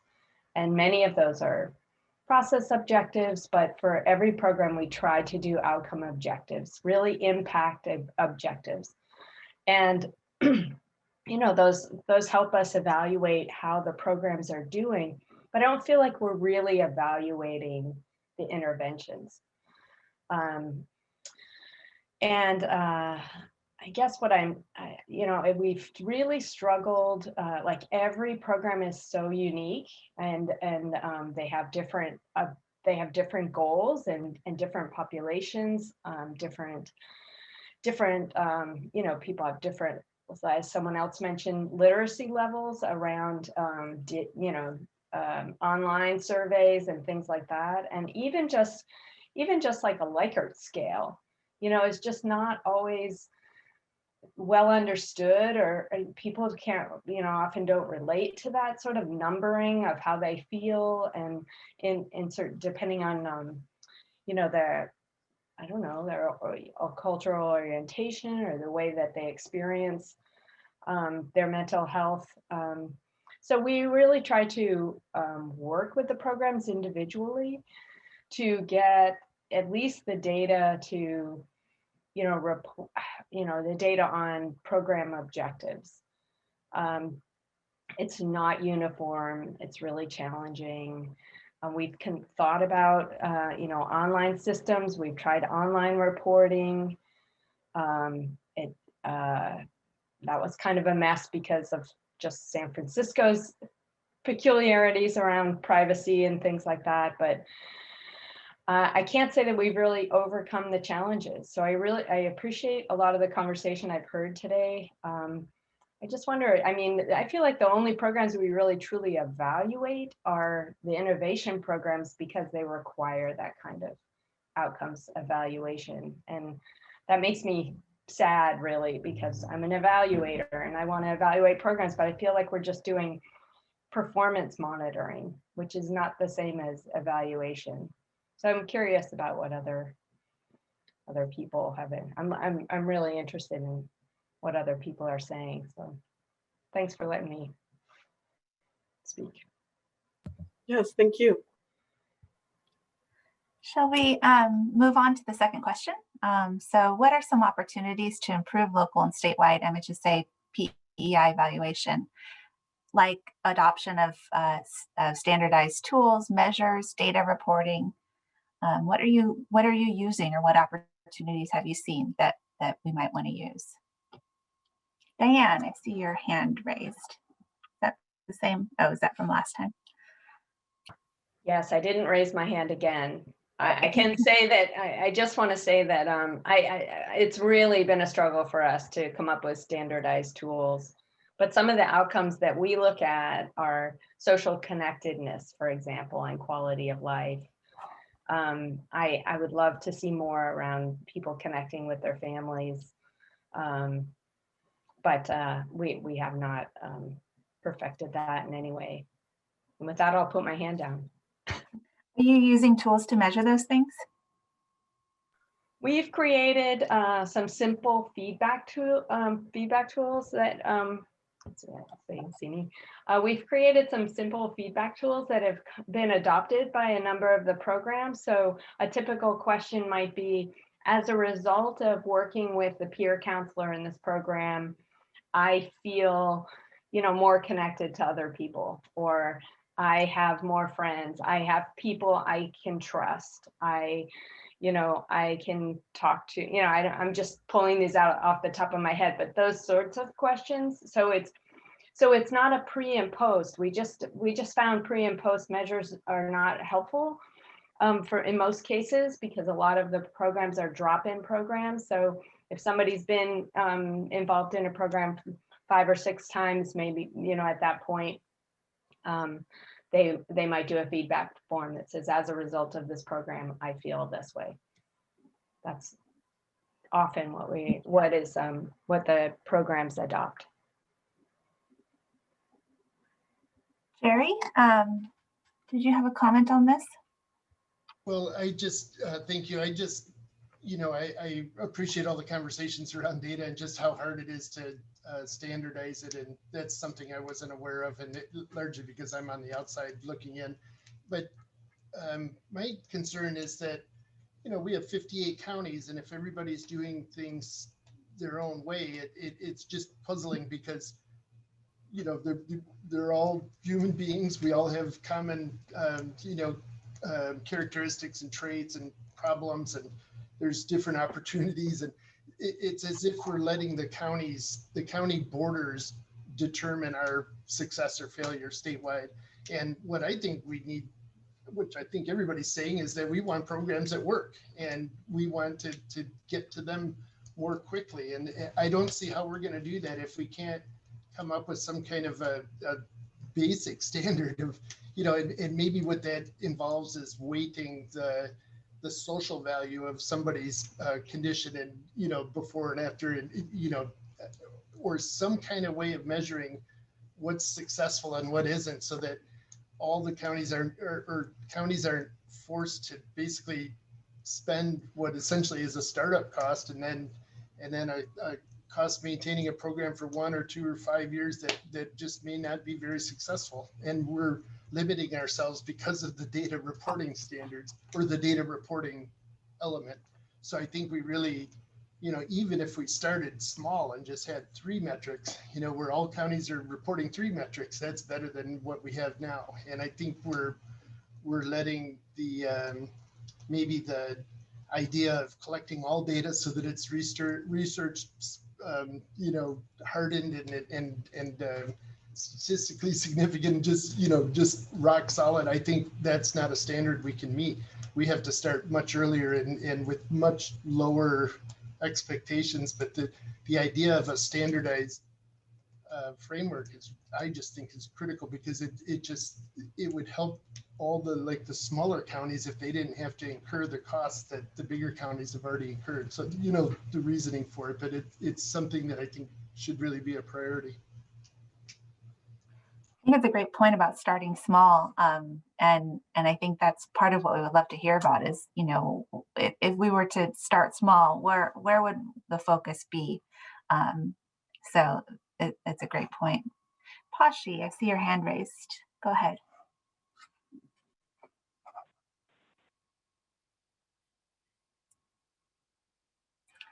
I can't hear you.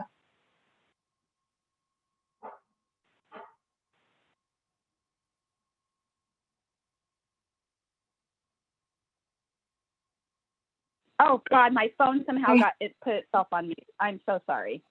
I was like, why isn't this working? Okay, let me get my headphones. I'm so sorry. Okay.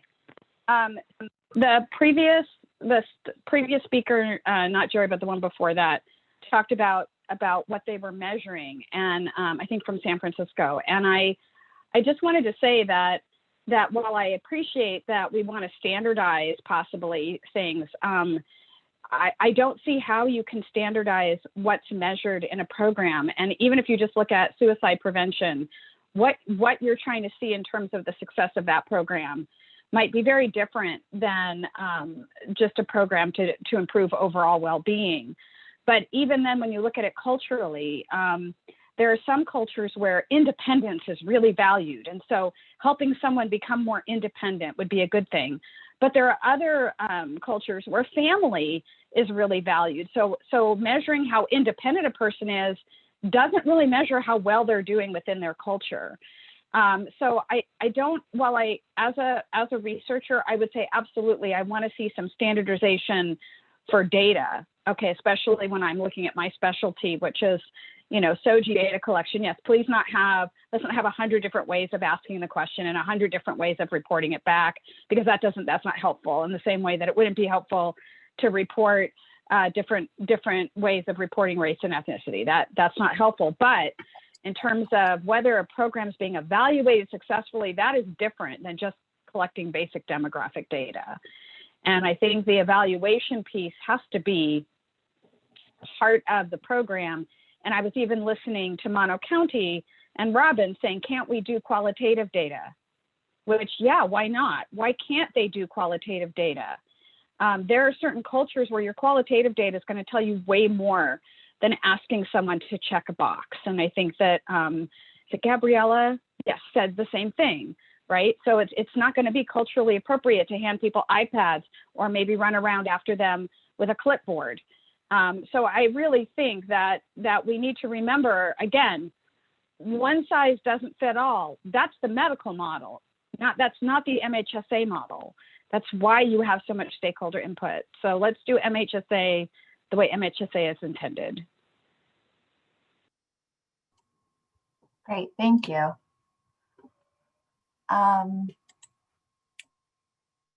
Yeah, so I see Casa de la Familia, your hand is raised again. And I think Jerry Hall, I think that was prior, right? Yeah, okay, go ahead.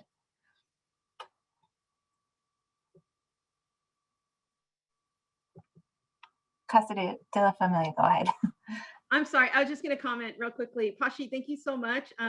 Actually, what I was saying about the clipboard was that prior to the pandemic, being in person, hosting these large mental health educational events, and being able to be in person with the community, with the clipboard and assisting them if they had any questions on the surveys was really helpful, versus transitioning to virtual events and then not being able to be there physically. So there were some barriers, but we were able to communicate online with our community. So I just wanted to clarify that too. And then the iPad thing, I think the comment was more to referencing access to the services, right? To high-speed internet, which is expensive. I mean, how much do we pay for internet at home when millions of people have lost their jobs? So they don't have access to the tools we're asking them to use to collect this data. So that I just wanted to clarify that. Great, thank you.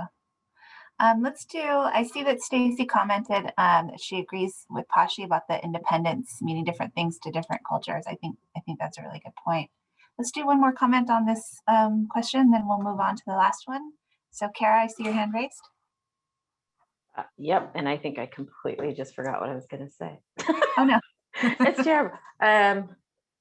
Oh gosh. Okay, so I know what it was. So I think that one of the ways that the state could help is bringing people together. So I think it's just, I've always felt like I've learned the most when I talk with other people who are doing what I do in other counties. I'll give you an example. I think I was at something that was probably hosted by the MHSA coordinators, and I think San Diego did a presentation about just 3 or 4 questions that they were asking across their mental health system, and it was huge. Like, I think for me, I'm like, it can be that simple. Like, we could just ask everybody 3 questions and at least have something to say about all of our programs. We haven't implemented anything like that yet, but I think just being able to talk with people about what it is that they're doing, what are their challenges. Maybe somebody's in a different place. Like earlier when Ahmad was talking, we're in a different place maybe than where where he is, you know, in his work with RAND. I'm sure that the lessons learned are being incorporated into the work there, but really being able to share with folks.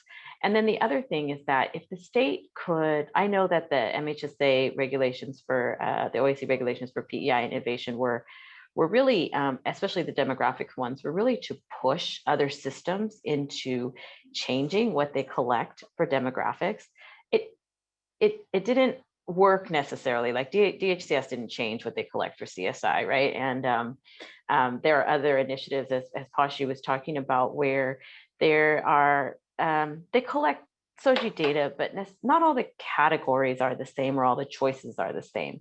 And I think where there are all these different initiatives that have, and it happens with race and ethnicity as well, when we have to set up our system to capture all of these different things, it just comes with great cost to the counties.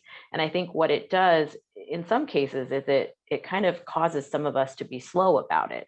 So like for LA County, we haven't changed our electronic health record system yet to collect OAC demographics or PEI demographics, because we have these other competing priorities where we have to change it for that too. So there's this whole discussion about creating all these crosswalks and you know, like we hear somebody's going to come with their choices in 6 months, or we're going to do this in 6 more months, you know, so that we don't keep changing our system over and over, because that comes with a cost both to the county and to the people who utilize the systems.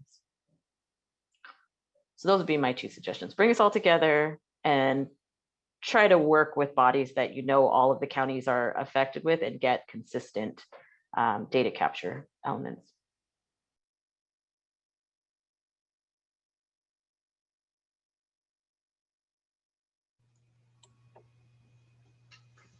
So I think we're moving on to number 3. I think you started us off with number 3 pretty well.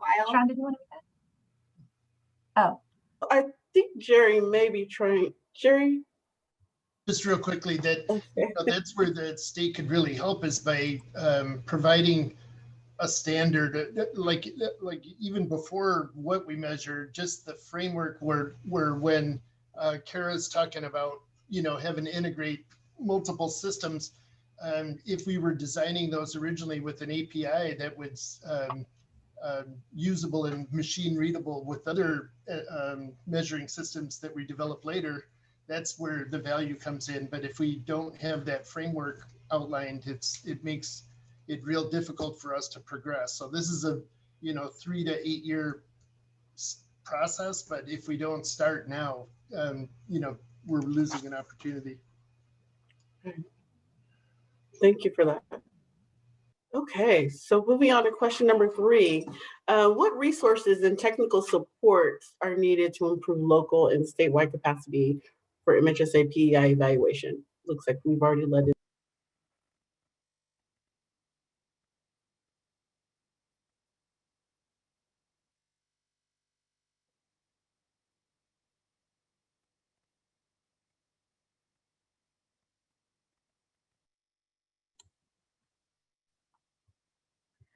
one of the things that we heard a little bit about and would love to hear more is specifically for evaluation of different cultural practices, non-traditional healing practices. You know, what could the state do to help with those kinds of things?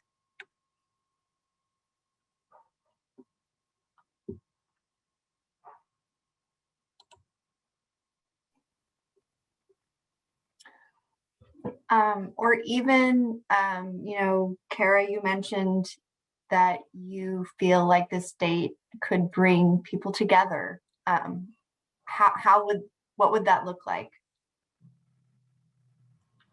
Well, I mean, we've done it in a few ways. Like we had we held a big countywide, I mean, a big PEI conference here in Los Angeles County a number of years ago, and that was really great. I mean, we had evaluation sessions and brought people together that way. But I think there's been other opportunities, whether it's just, you know, regional meetings or even occasional quarterly meetings. I know we don't travel anymore, really, but really those kind of in-person or even these virtual meetings now, I think it's I can't tell you how much it means to people who are doing this work, that, you know, it might be one person in their county, it might be, you know, a quarter of a person in a county, but it still helps, I think, just to understand the framework and to have people that share in what, you know, your particular part of the work, and can share in successes and challenges. Yeah, so anyway, I'm game for anything. Thank you. Want it all too. And I saw a comment in the chat too about technical assistance in telling the story. I reflected on that, included that too. Pashi, I see your hand raised. Go ahead. Sorry, I know I'm supposed to step back, but if no one else is saying anything, I just want to say that I wish we had done this to start with, but I actually talked to someone who works in this area, and I think it may be something that the MHSOAC is even considering, but I would love to see some pilot programs in the counties. I think this is something the state could do, and try some different ways. When we're studying the efficacy of certain types of data collection, when we're validating whether or not this question works or that question works, we don't do it first by disseminating it all over the country. We do it a pilot project. And we have never, at least for the PEI innovations data collection, we didn't do any pilot projects. We didn't stop to see with the county saying, hey, we have electronic health records, we have this problem, technology, people won't answer our questions. Oh, we're a little tiny county. Oh, we're a huge county. So I would really have loved to have seen, and wish we could do, some kind of pilot projects in different counties to see what actually gets us validated data. Because I agree, there's no point in doing this if what we're getting isn't real. And then I just want to make one comment to Kara about why advocates really wanted the demographic data. I will say that when I started advocating for sexual orientation and gender identity data, we weren't being collected at all.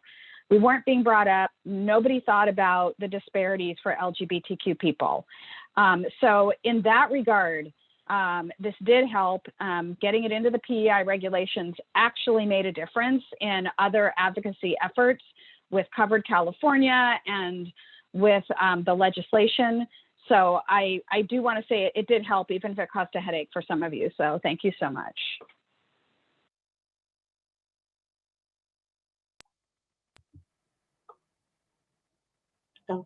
Thank you, Pashi, for that.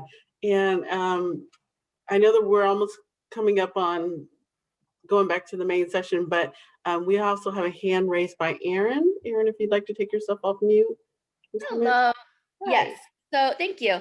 So Pashi, you kind of jogged my thinking here. So I, as an MHSA coordinator, I wear that hat. I also wear my public health hat. But one challenge that we often have is, I guess we're back. Never mind. Do you need to go back? Oh, are we still in the breakout or did we switch back? Okay, Yeah, sorry. okay. Oh, I was like, oh no. One challenge that we often have is with validated data, you know, all of our outcome summaries or our outcome measures and everything are validated, you know, for white populations. But in Fresno, we have a large Hmong population. We have Asian populations. And I think that the state could really help. That's something where the state could help us if by building capacity for having validated tools for populations that are not usually, you know, they don't usually have tools validated for them. And so I think that's where, you know, Pashi's saying these smaller studies or smaller pilots might be really interesting, just in terms of actually getting validated tools for populations that aren't usually seen in that way.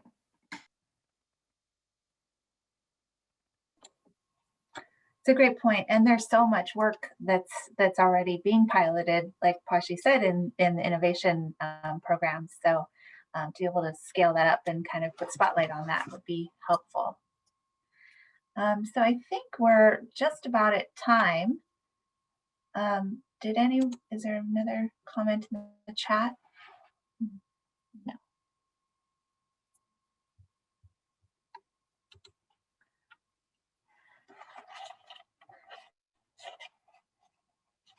So we're going to go ahead and report back to the larger group. Was there anything that stood out to anybody that you want to make sure that we capture when we report back out?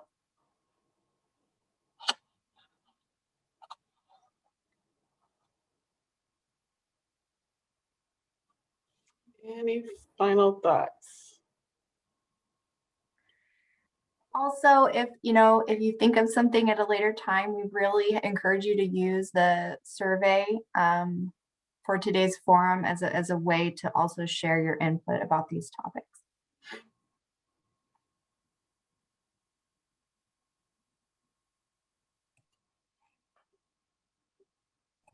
And I can post that in the chat as well.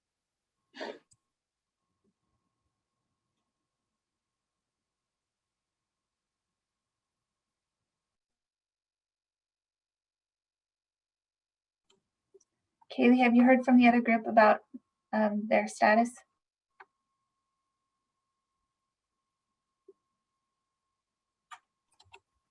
I have not, but I will just, it says they're just rejoining now.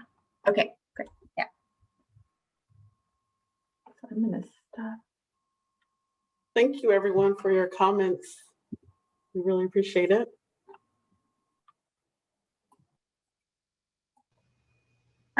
So are we all back now in the main room, Kara?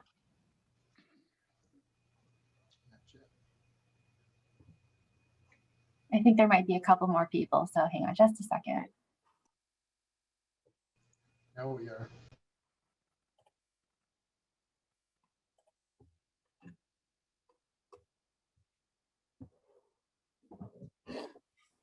Okay, I believe everybody has rejoined. So whenever you're ready, Kaylee, thanks. Okay, great, thanks everyone. We are going to take one final quick break, about 5 minutes. And then when we come back, we'll do a full group report out and more discussion if we have time. So see you at about 12:31.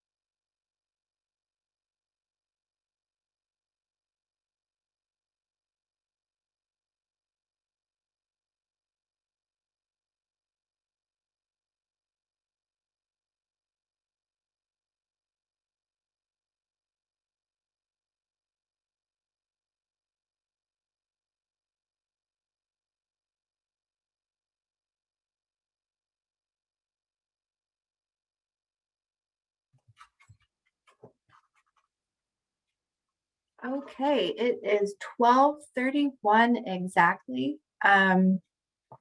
We are going to now allow our facilitators to sort of share some highlights from the discussions. So if group one would like to start. Thank you so much, Kaylee. I will start. Vicky, who is co-facilitating, if I don't say anything that you want to call out, I'm going to pause and turn it over to you. And then we'll also ask our group if there was anything that they felt needed to be lifted up as well. I want to give a special shout out to Dr. Marcus Gillespie, who expertly typed all of the notes while we had our discussion. Huge help and really appreciate it. So very quickly, I wanted to start with the video that we saw from Art with Impact. Really powerful, so timely right now, especially with parents talking with their kids and having those kinds of conversations and how hard it can be, but how important it is. And also just the opportunity with prevention, early intervention to empower people to recognize when there is a need and to reach out for help, or to invite others to share their experience and not be so isolated in their experience, recognizing that we can help one another. Before we transition, also want to recognize just the profound violence that our Asian American community members are experiencing right now, and the suffering as a community that's going along with that violence, and just how timely it is to lift up all of our diverse community voices, and especially talking about mental health. Okay. Transitioning to our questions, lots of rich discussion. I'm just going to highlight some of the big takeaways. Please fill the gaps in where you see fit. Challenges and barriers to counties doing PEI evaluation. We talked a lot about the importance of or the opportunity to build evaluation in the very beginning of your program design. So having evaluation in mind, what you're going to collect, how you're going to collect it, what are the measures, what are the intended outcomes, so that evaluation piece is baked into your program from the very beginning. And so some of our programs have been up and running for a long time. Some of them have made changes over the years. Some of them maybe are doing the same program, but with a different population. And so how can our evaluation strategies be nimble and responsive as our program and as our community needs are evolving over time? We talked about the importance of having open communication, how we're talking about what our intended outcomes are with our providers and the clients that are being served. Moving programming online, especially as we went remote due to COVID and the shutdowns, and what that has meant for PEI program delivery. A lot of the programs are being delivered in schools, and so counties have had to shift in what that programming looks like and how those programs are being evaluated.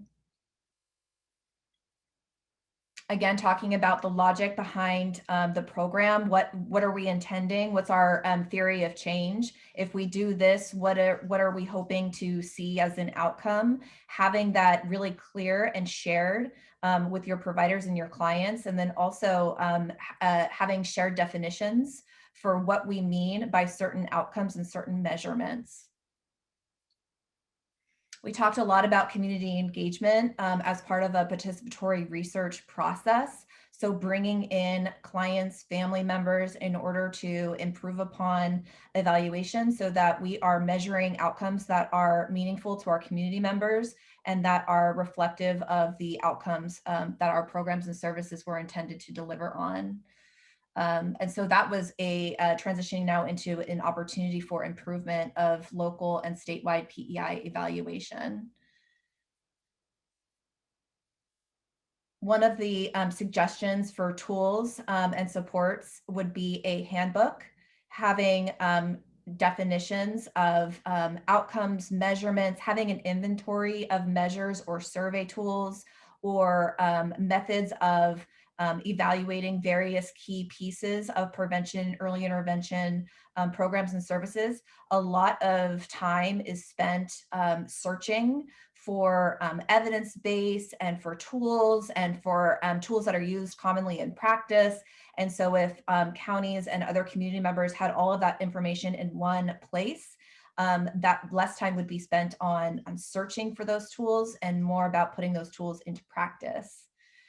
Going along with that, we heard support for the commission to develop a template that would be voluntary, but would give a lot more guidance in terms of what we're looking for in terms of evaluation and data reporting. A lot of time and energy and effort are put into the reports that are sent to the commission and to other state partners. And it would be helpful to have a little bit more clarity around what the state is looking for in terms of demonstrating impact, and then also measuring and assessing for compliance. And we really heard earlier this morning those two pieces equally important, but differences in terms of approach. And then I think what was really important is this balance between direction from the state, guidance from the state, and then also giving some flexibility for being flexible around your evaluation and your program delivery. You may have a particular community that is very unique to your county. And so how do you give a lot of flexibility to sharing outcomes that may not necessarily be those that are for other populations, but are really important. And so a mixed methods approach, so using quantitative and qualitative data to tell the story and to do the evaluation. What does that look like? How is that reported? And then how can the state use that kind of information in order to make sure that we are communicating the impact of the MHSA PEI component, but also that we're giving some flexibility to that community storytelling, and that will add additional information on top of the quantitative data. So I'm going to pause there. Vicki, anything else that I'm leaving out before we turn it over to our group members? I think that was very thorough. Thank you so much, and captured most everything that everybody said in a very succinct amount of time. So thank you, Ashley. I have nothing to add. Anyone else from our group? Did I miss anything? Anything else you wanted to kind of quickly lift up and out of our conversation for the benefit of the bigger group?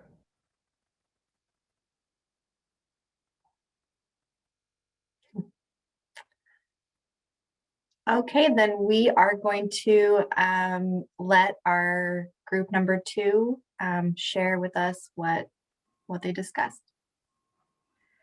Sure. So we started by talking about how it's hard for smaller nonprofit CBOs to collect some of the data that's required, but that the storytelling and successes of the program are often more important than compliance data, compliance-related data.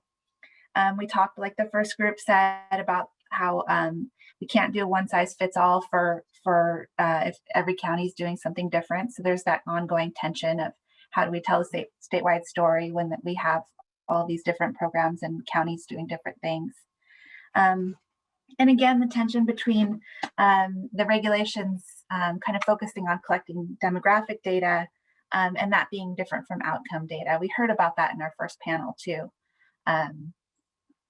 So we talked about that a little bit more as well. We talked about the need for that category of decline to ask and how that's a lot of people might kind of click that button or check that box. And how can we do some technical assistance, or is there technical assistance available for that category, so that we really are collecting everything we can. We talked about the need to reevaluate what questions we're asking. What are we really trying to find out? And the conversation also focused on how some people are not familiar with standardized surveys or assessment tools, or putting their thoughts or feelings into kind of Likert scales, and even using online surveys, and how that's been a challenge, especially during COVID. And in terms of what opportunities we talked about, that for a lot of PEI programs, using kind of one-time feedback tools or point-in-time measures are really more useful than pre or post, just because the contact with people is more limited. And that what people really want, what we really want to measure is what programs are working. And so how do we capture that in our data? There was a recommendation to start small, and if we were to kind of measure something statewide, just focus on 3 measures or just a handful of things. But the acknowledgement that, for instance, data about suicide prevention is really different from measuring well-being. And so, you know, there's just such a broad array of prevention, early intervention areas of focus. And then there was a conversation about how measuring things like independence is really not appropriate for some cultures. The collective kind of well-being and being connected to others is much more important. And then finally, we heard that what the state could do, what would be very helpful, would be to bring people together.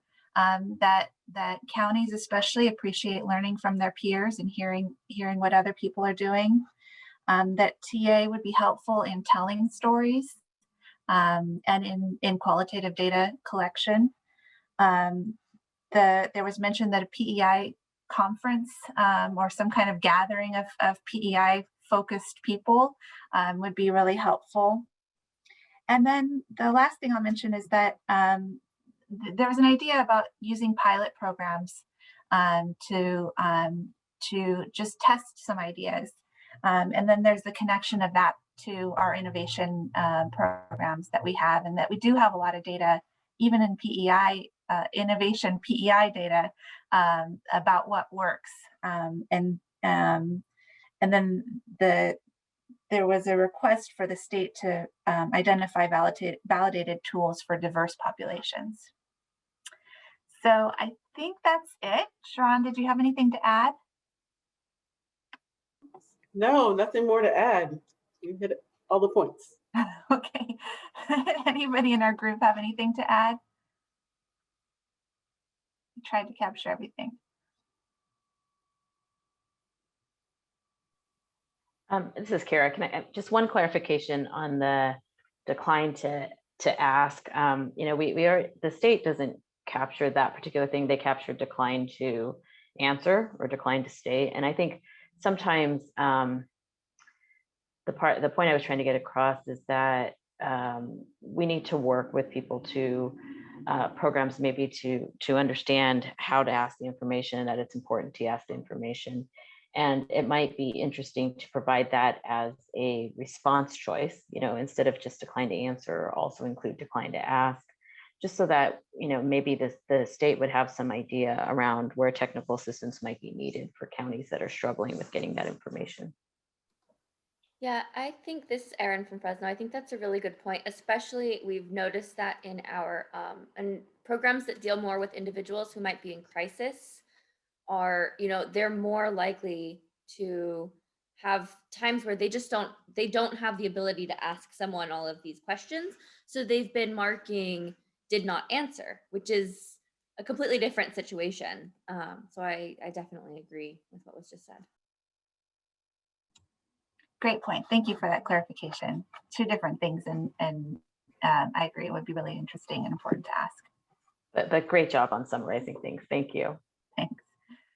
Kaylee, I think it's back to you. Well, this rarely happens. We are a little bit ahead of or behind schedule. So ahead, what's the word? Okay, we have time, extra time. So I really want to I'd like to use this time. If anyone else wants to chime in on or, you know, add to what we just discussed. Myra, are you raising your hand? Or are you waiting? No, I was telling my husband. Okay. And not just to counties, you know, any MHSOAC staff, commissioners, you know, any thoughts or reactions you have to today's discussions. Oh, I see a couple hands. Great. Okay, I don't know who was first. I'm sorry. Pashi, you can unmute yourself. Thank you. Just really quickly, I want to emphasize and ditto what Kara said about decline to ask. One of the things that we actually were concerned about with the decline to state option being open is that staff members use that just exactly how what somebody else said. They didn't ask, so the one thing I would recommend is if we do include a decline to ask, which I really think we should, that people understand that there won't be any negative ramifications. They won't get into trouble. But I think we do need to know, especially for PEI and innovations, which programs does this just not work for? And that would be one way to find out, or at least find out where do we need to up our game then, because every program is different. So thank you. Thank you, Pashi. Alex, I believe you're next. Hi, this is Alex with LA County, and just this conversation got me thinking of some things that I'd want on my wish list. And just kind of, if we're going to start moving towards using more population data sets, if we could get assistance on mapping, so how they collect whatever demographics, whatever data elements they're collecting, and how they would map to what we're expected to collect through the OAC.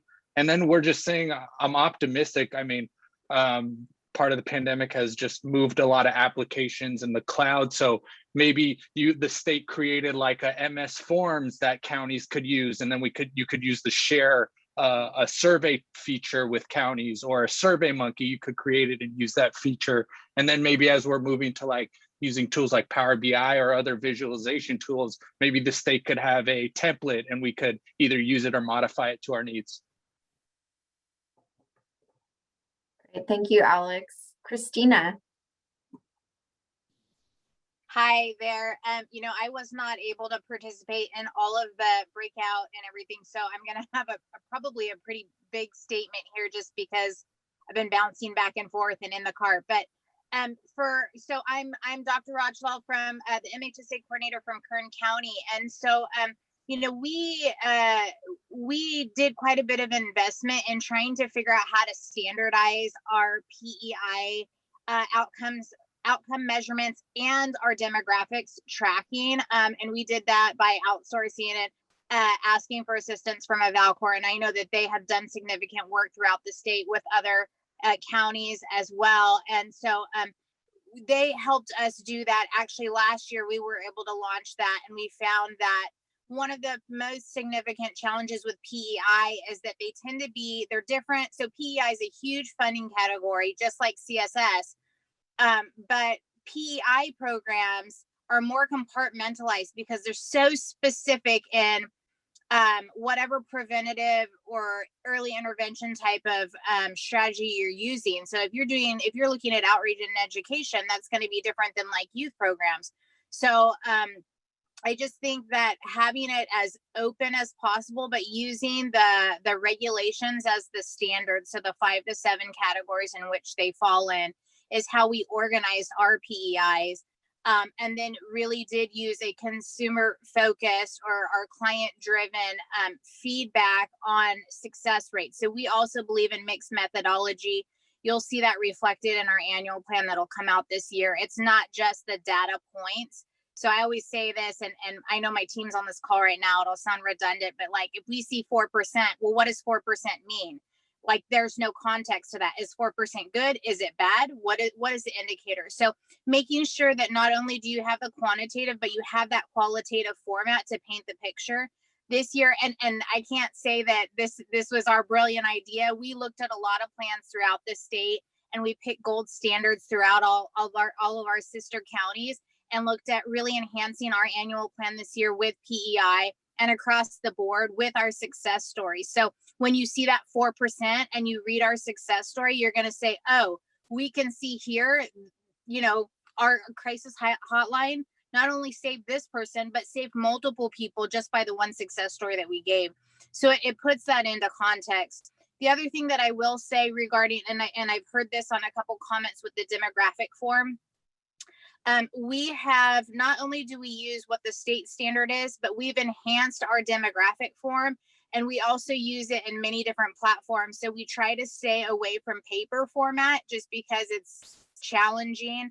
We try to expedite with technology and the use of WUFU. But we've expanded some of those demographic questions because I feel that those that identify within the LGBTQ plus spectrum, not all of the options that you can select in the demographics are representative of the way that they may label you know, their identity. And so we've expanded on some of those with the help with our partners and representatives that represent in our LGBTQ plus community. So I think that there is some enhancement that can be done in the demographics.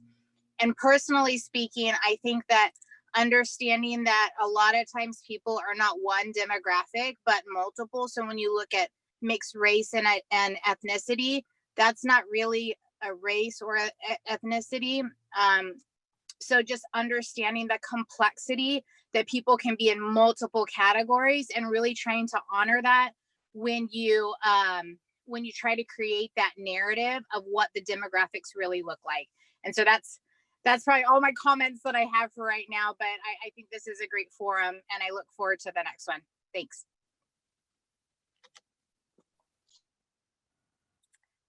Thank you so much, Christina, and to everyone else for just wonderful comments and feedback. We are so lucky to have all of you here with your tremendous experience and perspectives. And I just want to make sure we don't have anyone else who would like to comment before we sort of transition. Okay. So with that, we will now conclude today's forum. Thank you again, everybody. We will use everything we gather today and it will be summarized and integrated into our final report. We also, again, invite you all to provide your thoughts and feedback about the forum or include any additional thoughts that you have, maybe that you think about later in the post-forum survey, which is provided on the screen and then in the chat as well. It's also on our event page as well as all the material from today at the MHSOAC.ca.gov website in the events section. We have our third forum of the series coming up on April 5th.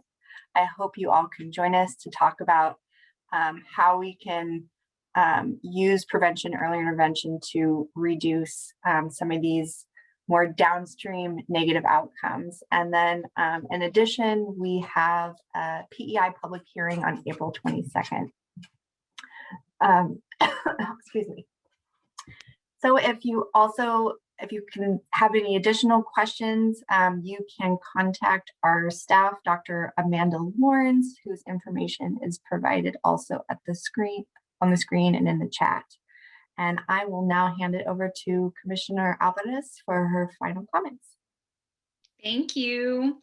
And on behalf of the Commission, huge thanks to everyone for joining today's forum. We recognize that it is a large chunk of time and your effort, your commitment is so appreciated and will really strengthen our work to ensure that this project reflects valuable community input. So really, really from the bottom of our hearts, thank you for being with us. I also want to have a wholehearted thank you to our wonderful presenters, as well as our panelists, and of course to the Commission staff for all of your work for making today possible. We hope to see you all again for the next PEI forum on April 5th and for future events as well. In the meantime, be well, stay socially distanced, wear your mask, and take good care. Bye, everybody.